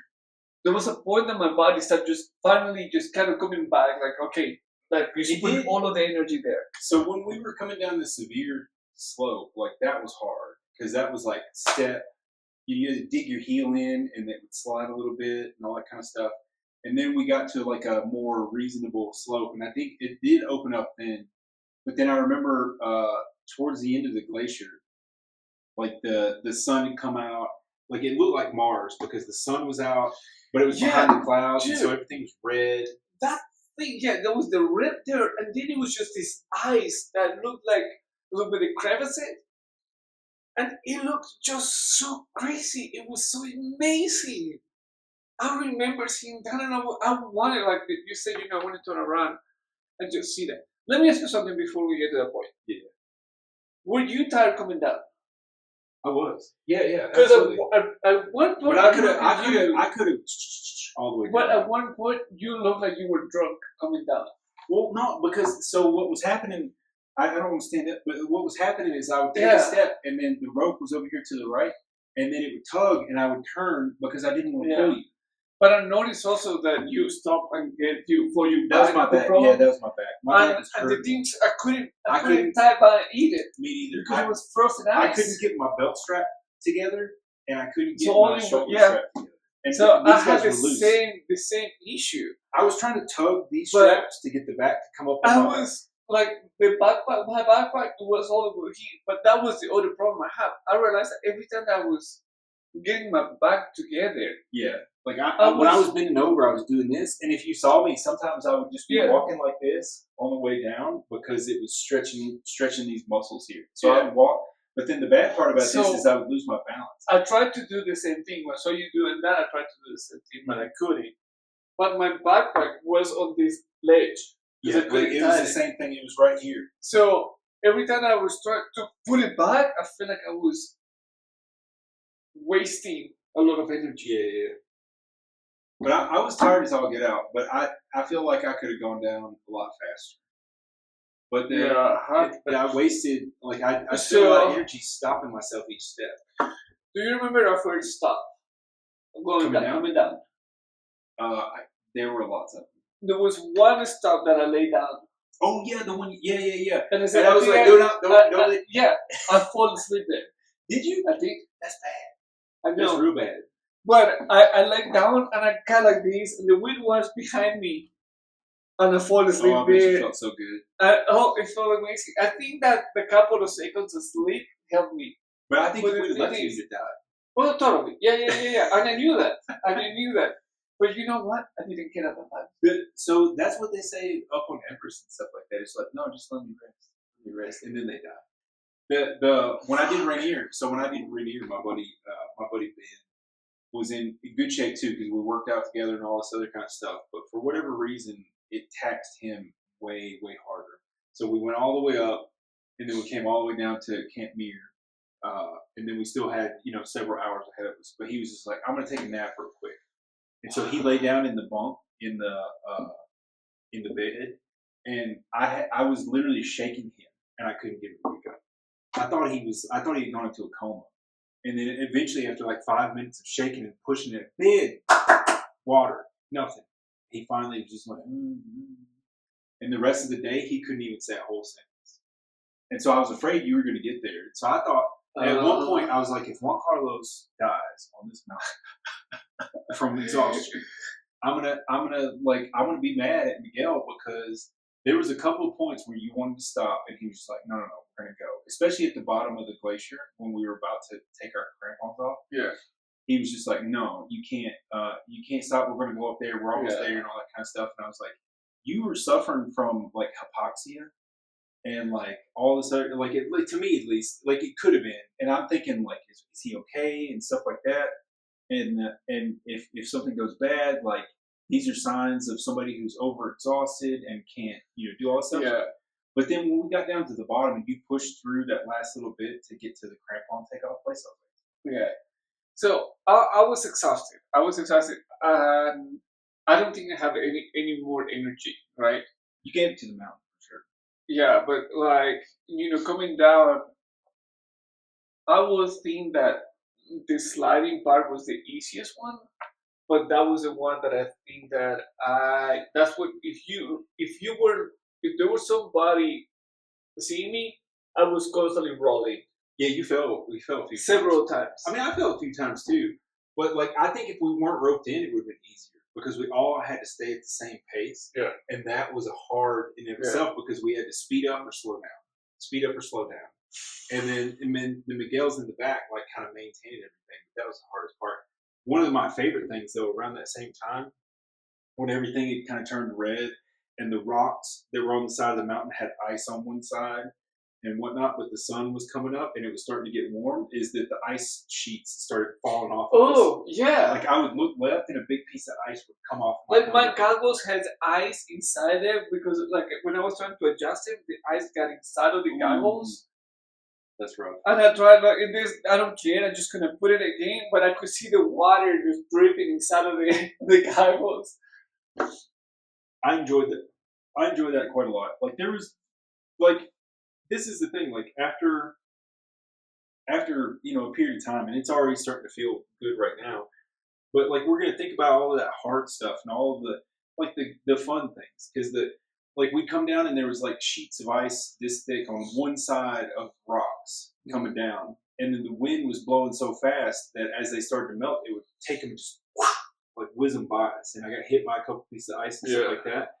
But having the ice fall off of me was amazing. And then when we got down to like one point, I don't know if it was the last stop before the glacier or after the glacier, or after finishing the glacier, but I just took my backpack and I just went and I banged off all the zippers and I got rid of all the ice, and that was so satisfying.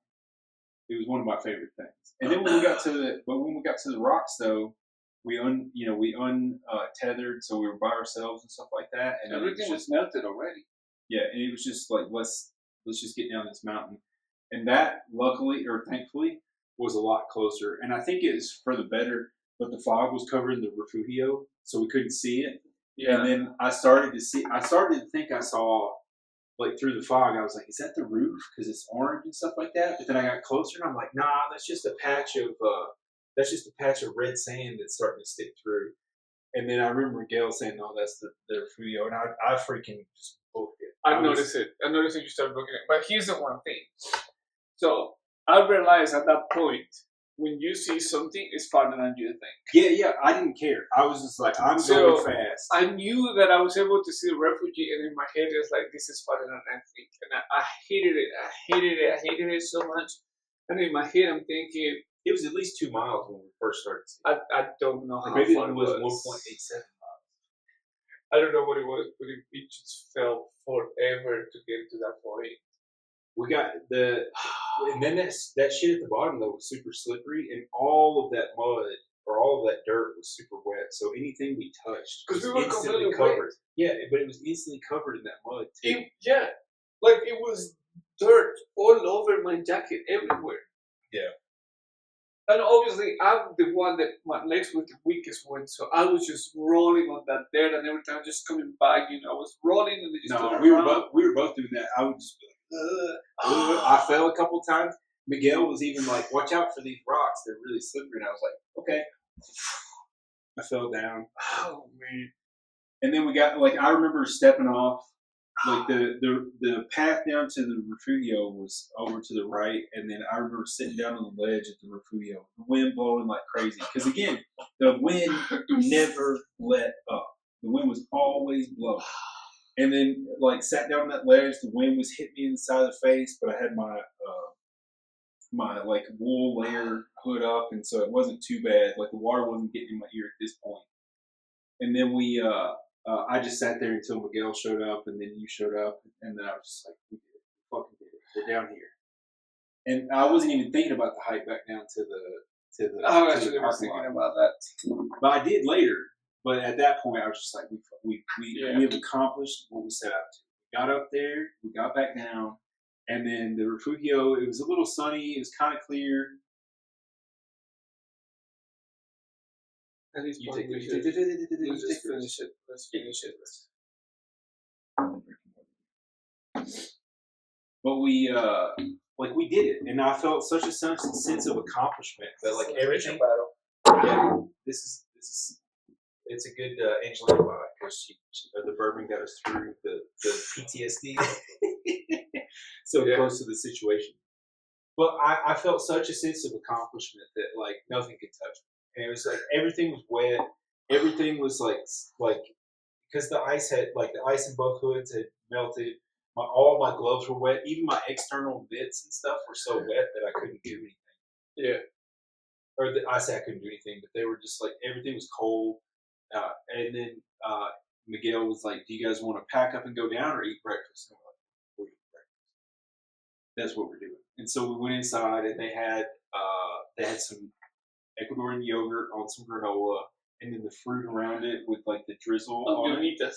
Was it the mitas? You didn't like the mitas. I didn't like the tortilla because I thought it was going to be sweet, and it wasn't. Yeah, it was salty. Yeah. After eating all that fruit and sauce and stuff, I was like, I didn't want anything savory. So it says that you need a lot of carbs to go up, and you need more protein to come down. That's why they didn't need it either.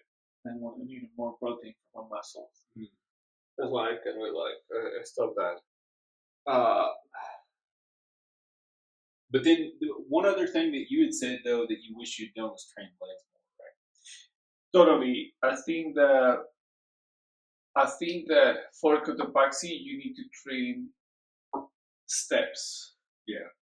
And higher steps. Like I will go to this one, but I will purposely just go higher. Or like go on the steps, like not the little steps, but the higher steps. Yeah. To go up. I think that like my weight training helped me out a lot of that because I can squat and if you're doing lockstep where you like so if you're watching this in the future, there's a method to walking up the mountain. So you swing this leg forward, you put it down, you move your leg up, and then you straighten this up, and that picks you up. You swing forward, you put this down, you kick in a little bit, and then you swing your weight forward, and then you lift your leg up. So you're lifting your leg up like you're using your posterior chain on each side. Yeah. So I by watching you guys, I started doing that because I've never done that. Yeah. Fast, right? I feel like he should have. I do feel like he should have explained kick-ins, lockstep, and purse breathing. I think probably because we did Iliniza Norte. Yeah. So easy. That was pretty easy. It wasn't hard at all. It wasn't hard at all. I have a feeling that he's like, this guy. And he talked to you, I've done like several months. He was like, oh yeah, sure, whatever. Okay. Like I have a feeling that he knew that we were doing. But I told him, I said, I haven't done any of this stuff. It's the first time I'm doing all this. Yeah. I don't know if maybe he thought I was being funny or something like that. Maybe, because Ecuadorians, we tend to make fun of stuff like that. Yeah. Like official stuff? Yeah. So we were, sure, whatever. I have a feeling that like, there was no really, he didn't really tell us anything about it, know? And it makes me think maybe that was, that's fair. Maybe if I should ask him, like, hey, dude, like, if you need the tips, or something like that. But I have a feeling that he thought I was being funny, right? And we're going to go 19, what is it? 19, what is it? No, my phone is. The top of Cotopaxi is 19,347 feet. Yeah, so we were 653 feet short of 20,000. Yeah, so, he was like, this guy's going to do it, right? And then, like, and I'm telling him, this is the first time I'm doing it. So he looked at me and he laughed, he smiled. So I have a feeling that, like, he thought I was being funny. But because it was so easy for the two of us, well, for me, it didn't feel easy, but it still was Iliniza Norte, we were on 17,000. But we were just climbing. Like, there wasn't that grind. So, like, the first day of Iliniza was the grind. Yeah. The second day was just fun because we'd go a little bit and we'd do something technical that was slower, and we'd go a little bit and we'd do something technical that was slower. But this one wasn't technical; it was just go. Oh gosh, It was grind. It was like 1 foot in front of the other, 1 foot in front of the other, 1 foot in front of the other. Oh, you step too big? Well, now you're gonna have to sit for a second and catch your breath. Okay, 1 foot in front of the other for hours and hours and hours. But that's the mental grind that I knew we'd be facing the mental grind because I've done it before. But I've never wanted to quit something so much than Cotopaxi. Oh really? Yeah, I've never wanted to give up on myself more. But that's the thing. I'm glad you're telling me that right now. Because, well, to be honest, right, when we got the heartbreak part, that's when I wanted to quit. I wanted to quit way before that. I wanted to quit when we got to the beginning of the glacier. Like if my thing, if my crampon would have gone on, I'd be like, oh well. At that point, I was still feeling fine, and I was excited. I was still like with a rush to go down to the mountain. I was done already. But when I started going up to the heartbreak point, that's when I told Miguel, I said, Miguel, my legs are fried. Say it in Spanish. Ya no doy más. Ya no doy más. Miguel, I told Miguel, I said, Miguel, mis pies me duelen. Like my feet are hurting. Like I cannot go. He said, try to go sideways. I said, I tried, but I said the boot is making it more painful. So I had to go up. And Miguel was like, we're almost there. We're almost there. But that's what I'm saying, I think that, out of all of the stuff that I have taken from this, all of the negatives and positives, right? Get extra pair of inlet, first layers of gloves. The number one thing. Not the base layer, but the second layer. The second layer, it has to be waterproof. Or waterproof. But actually, the thing is, if it is waterproof, you have to remove it to put it inside of the meats. You have to have meats, for sure. You got to keep that base layer of gloves dry. Yeah, you had to have the meats for sure. The meats were the one that saved my hands. Yeah, the meats saved my hands too. Because my hands were cold, and when they were inside of the meat, I was able to put my fingers like this inside of the meat. I was literally doing this. And that was what made my hands warm again. Yeah. Right, so I would say that was the number one thing. But I've got some black diamond leather gloves, and you had really thick ski gloves. Yeah, the Gore-Tex. Yeah, Gore-Tex. I think the Gore-Tex was the other thing that helped me a lot. In all of the research that I've done, it was Gore-Tex was the way to go. Apart from your hands, you stayed warm. Yeah. Or too hot. My boots were a little bit cold, and that's what Miguel said. Your boots usually tend to be a little bit colder, but it didn't really bother me. Yeah, me neither. But I'm usually tend to feel cold more than anybody else. The awfulness of the climb had nothing on the cold. No, that's crazy. It is crazy. That's what I was saying. Like, I know I'm sick, right? But I know the second I get out there, the sickness goes from the most uncomfortable thing to like not even registering on the scale. So that is my other question, right? Is it the layer of ice that was protecting us from the cold wind? I mean, like an igloo, maybe. Yeah. That's what in Florida, for example, when there's gonna have a freeze, they water all the strawberries to have a layer of ice to protect the strawberries from dying. Yeah.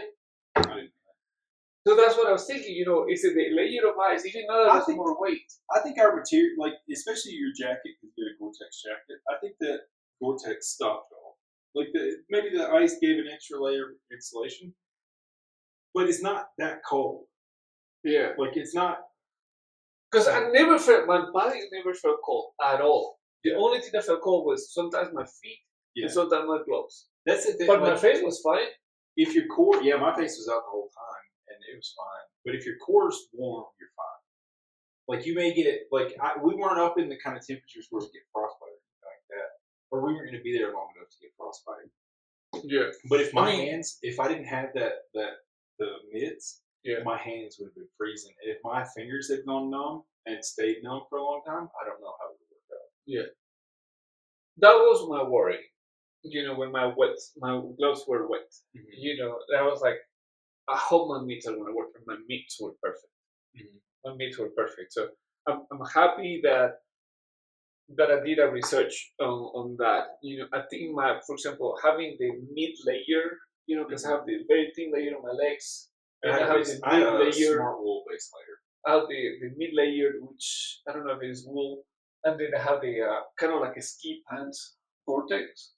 I think I could be fine just with the first and my pants. I didn't really think I needed to have the mid layer. Yeah, I think that's probably. So I think that was a little hard for me. So my socks, I had the dual layer. I had the liner and I had the wool socks. And my wool socks were just wool socks I've had for a long time. I did get a blister, but it was between my toes. Oh. And then I got coming down. I was having to stop so much abruptly that my toes were hitting the front of the boots. Yeah. But I think once I got to going and I could just be on my heels, it wasn't a problem. Yeah. Anymore. So but then then my upper body was smart wool base layer. It was I had a waffle insulated layer, it was like a second base layer basically. Then I had a wool hoodie that's really thin, and that's the hood that I put up and kept up the whole time. I had my gaiter here, and then I had my Arc'teryx midweight poofy jacket.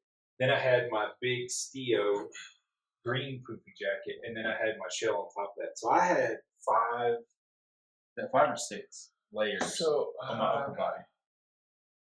And I had it, but sometimes I had all of it zipped down. I had the entire time zip down. Yeah. Until I got to the top.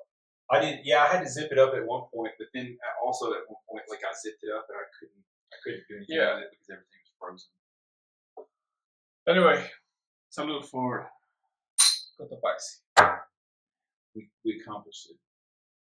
And then the girls got to experience the wind in the parking lot. Yeah. The walk down the parking lot took 15 minutes. Let me do this. All right, I think we're done. Yep, I think so.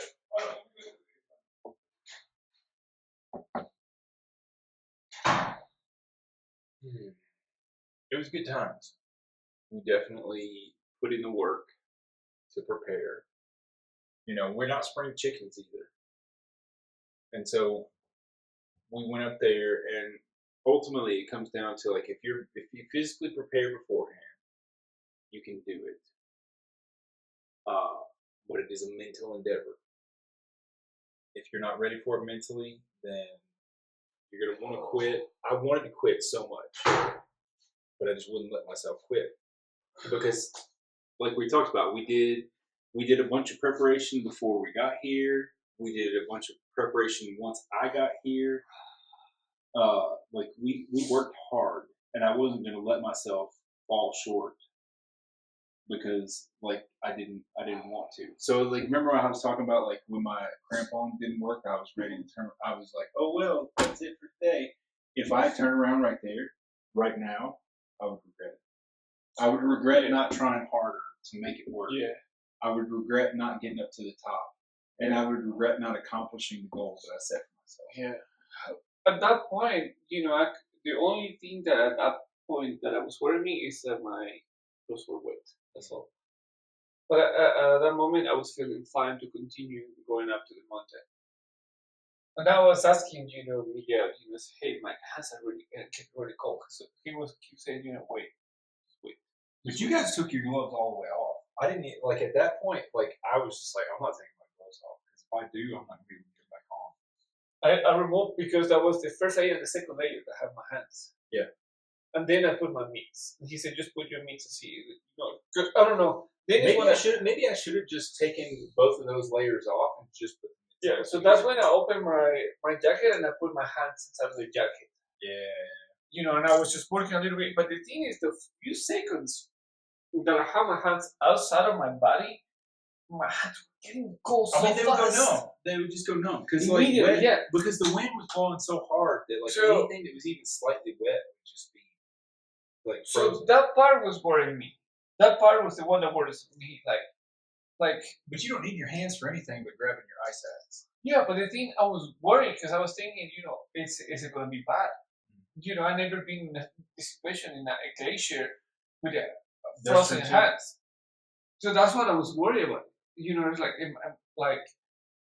I was obviously overthinking, but then when I put my mitts and my hands are getting warmer, I was feeling fine. Mhm. But honestly, the entire time we went up, the gloves, my mitts were completely like ice covered. I couldn't actually see. No, so the backs, so like the only like everything was leather, and so it didn't stick to the leather, but the backs of my mitts were like black rib material, and it had ice all the way up it. And but then when I pulled them off when we got back to base camp, the insides of my mitts were soaking wet, and they almost turned inside out. So if I did take my gloves off when we got to the top, beautiful, to get my phone, and to put them back on, I had my teeth go. I wonder if it was because it was leather. It wasn't the leather part; it was the inside part, the liner. Yeah. That was wet, and so it was trying to stick. Yeah, the liner never came back. The what? The inside of the liner from the mitts. So I removed it several times to get the water. Yeah, see, I couldn't. Like, if I had taken them off like halfway up the mountain and stuff, like it would have been a fight every single time. Yeah. And so we had your water, which was freezing cold, and then we had my water, which I had poured hot water in beforehand, so it wasn't that bad. Oh, that's funny. But every time I took this, like, I couldn't eat on the mountain. So, like, that's something to talk about is the food. So we had a roll before we went up, and we had the dinner before we went to bed. But then I couldn't eat on the mountain because it would upset my stomach. I wanted to have something sweet, but I couldn't make it to the sweet part. Even with it, like, I would take a sip of water or 2 sips of water, and then like for 5 minutes afterwards, I was like until I burped, and then as soon as I burped, I was fine. So I think that I don't know if this has something to do with it being, with the anxiety and stuff like that. Like when we got there, 2 hours later after we got there, I had to go to the bathroom. Like up the mountain, you had to go to the bathroom? Yeah. Yeah, same. I had to pee, but no, my stomach didn't feel good. I feel like I have a lot of gas. Anxiety. Well, I think that's too, like, the altitude and pressure, because we're getting full disclosure here. I farted so fucking much going up the mountain. I felt like I was being squeezed. Yeah, so that's crazy. I would burp and I would fart, and I would burp and I would fart. I think that's what is so important, to know what kind of food you have to eat before you get there. That's why I was afraid to eat anything, because I didn't want to eat something. Because remember, I told you when I went up Rainier, I you get up in the morning, you go take a dump, and I did. I took a dump this morning, but then when I got up to the top of Rainier, or even halfway up, I had to pee so bad, and I tried to pee off the side of the mountain, but I got stage fright. You know stage fright? So I got stage fright and I couldn't pee. So we get up to the top of the mountain, I've got to poo, I've got to pee so bad, and then I go poo on the top of Rainier, and I have to double bag it and stuff like that. And I was afraid that was going to happen this time, because I felt like the bubbles. I was like, and stuff like that. But luckily it was just farts, and it wasn't anything major. And I didn't have to go pee because I was only drinking a little bit. And I was intentionally doing that. Every swallow where it burned, I was just like, I could drink water, but if I go pee up here, I'm going to be in trouble. Oh, man. Yeah, I thought it was just me, and I didn't. If we share this with everybody on the internet, like, appreciate this part of it, because this is what nobody talks about. Well, no, some people definitely going to be talking about this, but definitely was that was a thing that I usually don't like to talk about it, but it was very hard on my stomach, and I don't know if it has something to do with the anxiety. I felt like I was getting bubble gut. And if I'd eaten anything, if I'd eaten more than that bread in the morning, I was afraid that I would have the shits on the mountain. I did not want to have the shits on the mountain. Yeah. Luckily, it was just farts. And I'd been eating normal meals beforehand. So we had breakfast the day before we went up to the peak, and then we ate lunch at that one place, and I had something light. I can't remember what it was, but I had something light. I didn't eat anything. We also had a couple of beers there, so I don't know. We shared a pilsner. Like that, but then you had some of that. What's the drink here with the sugar cane maker? Oh, we did kind of last one. You did. I didn't drink that because I was just like, I'm not having a liquid off the mountain. So, listen. Oh yeah, this is the polo. Yeah.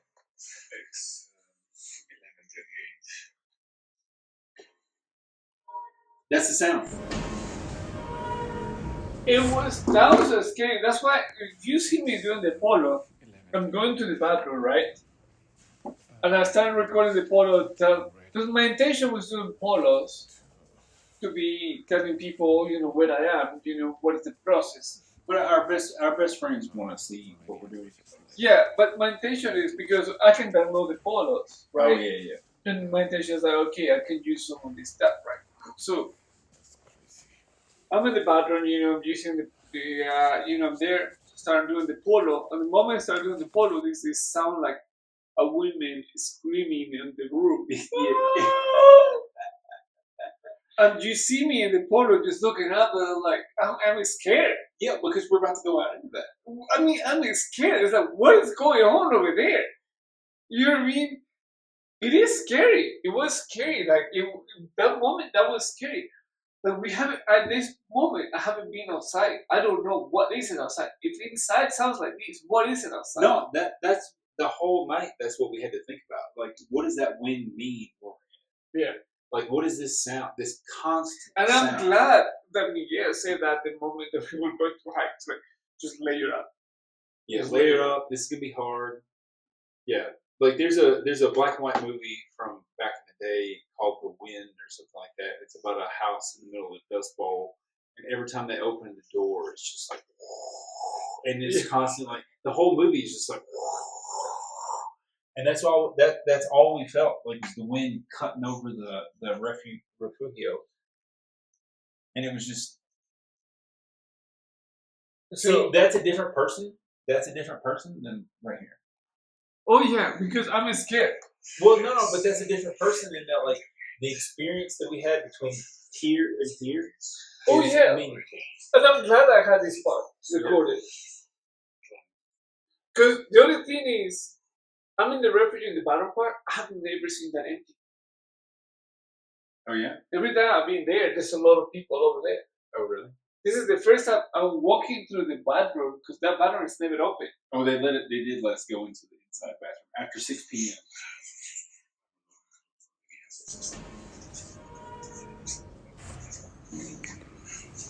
It's 11:38, and everybody's getting ready to. This is the first time recording me. I don't know how many hours I slept. I don't feel like I slept anything at all. So we had inside. But you really had stuff on. Yeah. I see. You were doing that, and like I'm putting this stuff on right here, and then we get the fuck out because I couldn't do this until I was ready to get out. Because I would start crazy.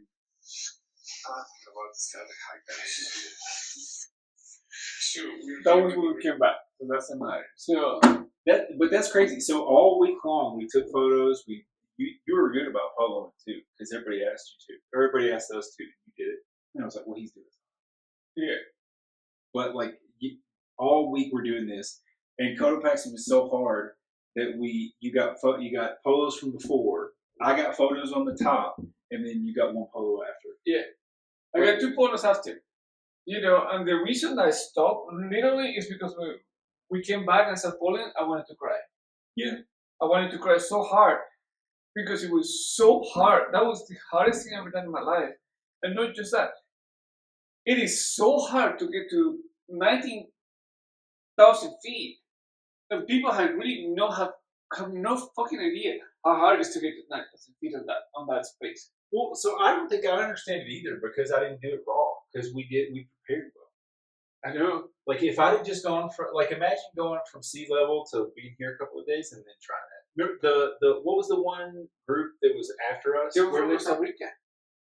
Costa Rica? Yeah. Yeah. So there was a Costa Rican group. They had a guide and it was the 2 of them, and they were a little overweight and they were a little slower than us, but they made it to the top. But the guy hated it because when I came back and asked him how was it, he said every single bad word that you can imagine in Spanish to describe how it was. And the funny thing is, because I talked to his wife before, she was so excited. And she said, we don't have these mountains over there, so we come over here. I said, how are you adjusting? She's like, oh, we're coming down and back and forth, for 2 days in a row. So they did it at the 3rd day. So that was very hard. Mm-hmm. So I'm very proud of them. Like I him like hands down, because they were probably one step every 5 minutes. They were slower than us. They were slower than We were us. pretty slow. Yeah, but the guy hated it. I don't know. She's the one that did it. Well, look, he stuck it out with her, and they both did it together. And They like did, maybe in yeah. 6 months, they'll both look back on it fond. Yeah, I wish I had their contacts because she was excited. He was not. Yeah, he was. The German lady was excited, German lady was like nothing for her. and the I don't know. About I'm impressed that she remembered my name. Well, she did JC, because I always tell people, for them to remember me, I say JC, not like Jesus Christ, not like Jose Cuervo. Yeah. And she laughed. So probably that's why she remembered. Remember That's when I good was to going know. out, she said, "Hey JC," and I was like, That's a "Who good- is this person that calling me JC on the top of the mountain?" Yeah, we did meet a couple people coming down that had left earlier than us, and there's one group that left after us that caught up and passed us. They were the Argentinians. They were the But then- fastest ones. But then we passed the group too. Yeah. But the We Argentinians passed were two groups. I forgot about it. Yeah. I don't know who was the other group. The other group didn't make it. Yeah, well, one group just decided that they weren't doing it. Like one group pussied out at the I top. forgot about that. Like, can you imagine like being ready to go and just being like, it's too much. No, you can't because we didn't do it. We went up the mountain. Anyways, that's the experience. So I want to make sure that we recorded this because we didn't get shit for photos. Couldn't take any photos. And it was such a mental challenge that I wanted to make sure that we capture all this because in 10 years, so 10 years us in the future and whatnot, this is it. The rental place. Juan Carlos hasn't built his home yet down the road. And we rode the Vulcan road back. Yeah. That was not my favorite because after an hour and a half was like, I was just ready to be here. And so we Believe got. it or not, that's the fastest way to get home. Either way, that's the reason I think I would rather take it smooth than the bumpy stuff. But I was glad we got to see your place. And then we got back here, and I went and took a nap, and I laid down, and nothing, and I mean nothing, could have got me. Like I had my base layer on, I had my wool pants and my wool shirt, and I just lay down in the bed, and I was just like, leaving here. I'm done. Yeah, I wanted to do that, but the thing is, I had to. I fell asleep, and I slept for 4 hours. But this is the crazy thing. So we got up at 11:30. We started hiking at midnight.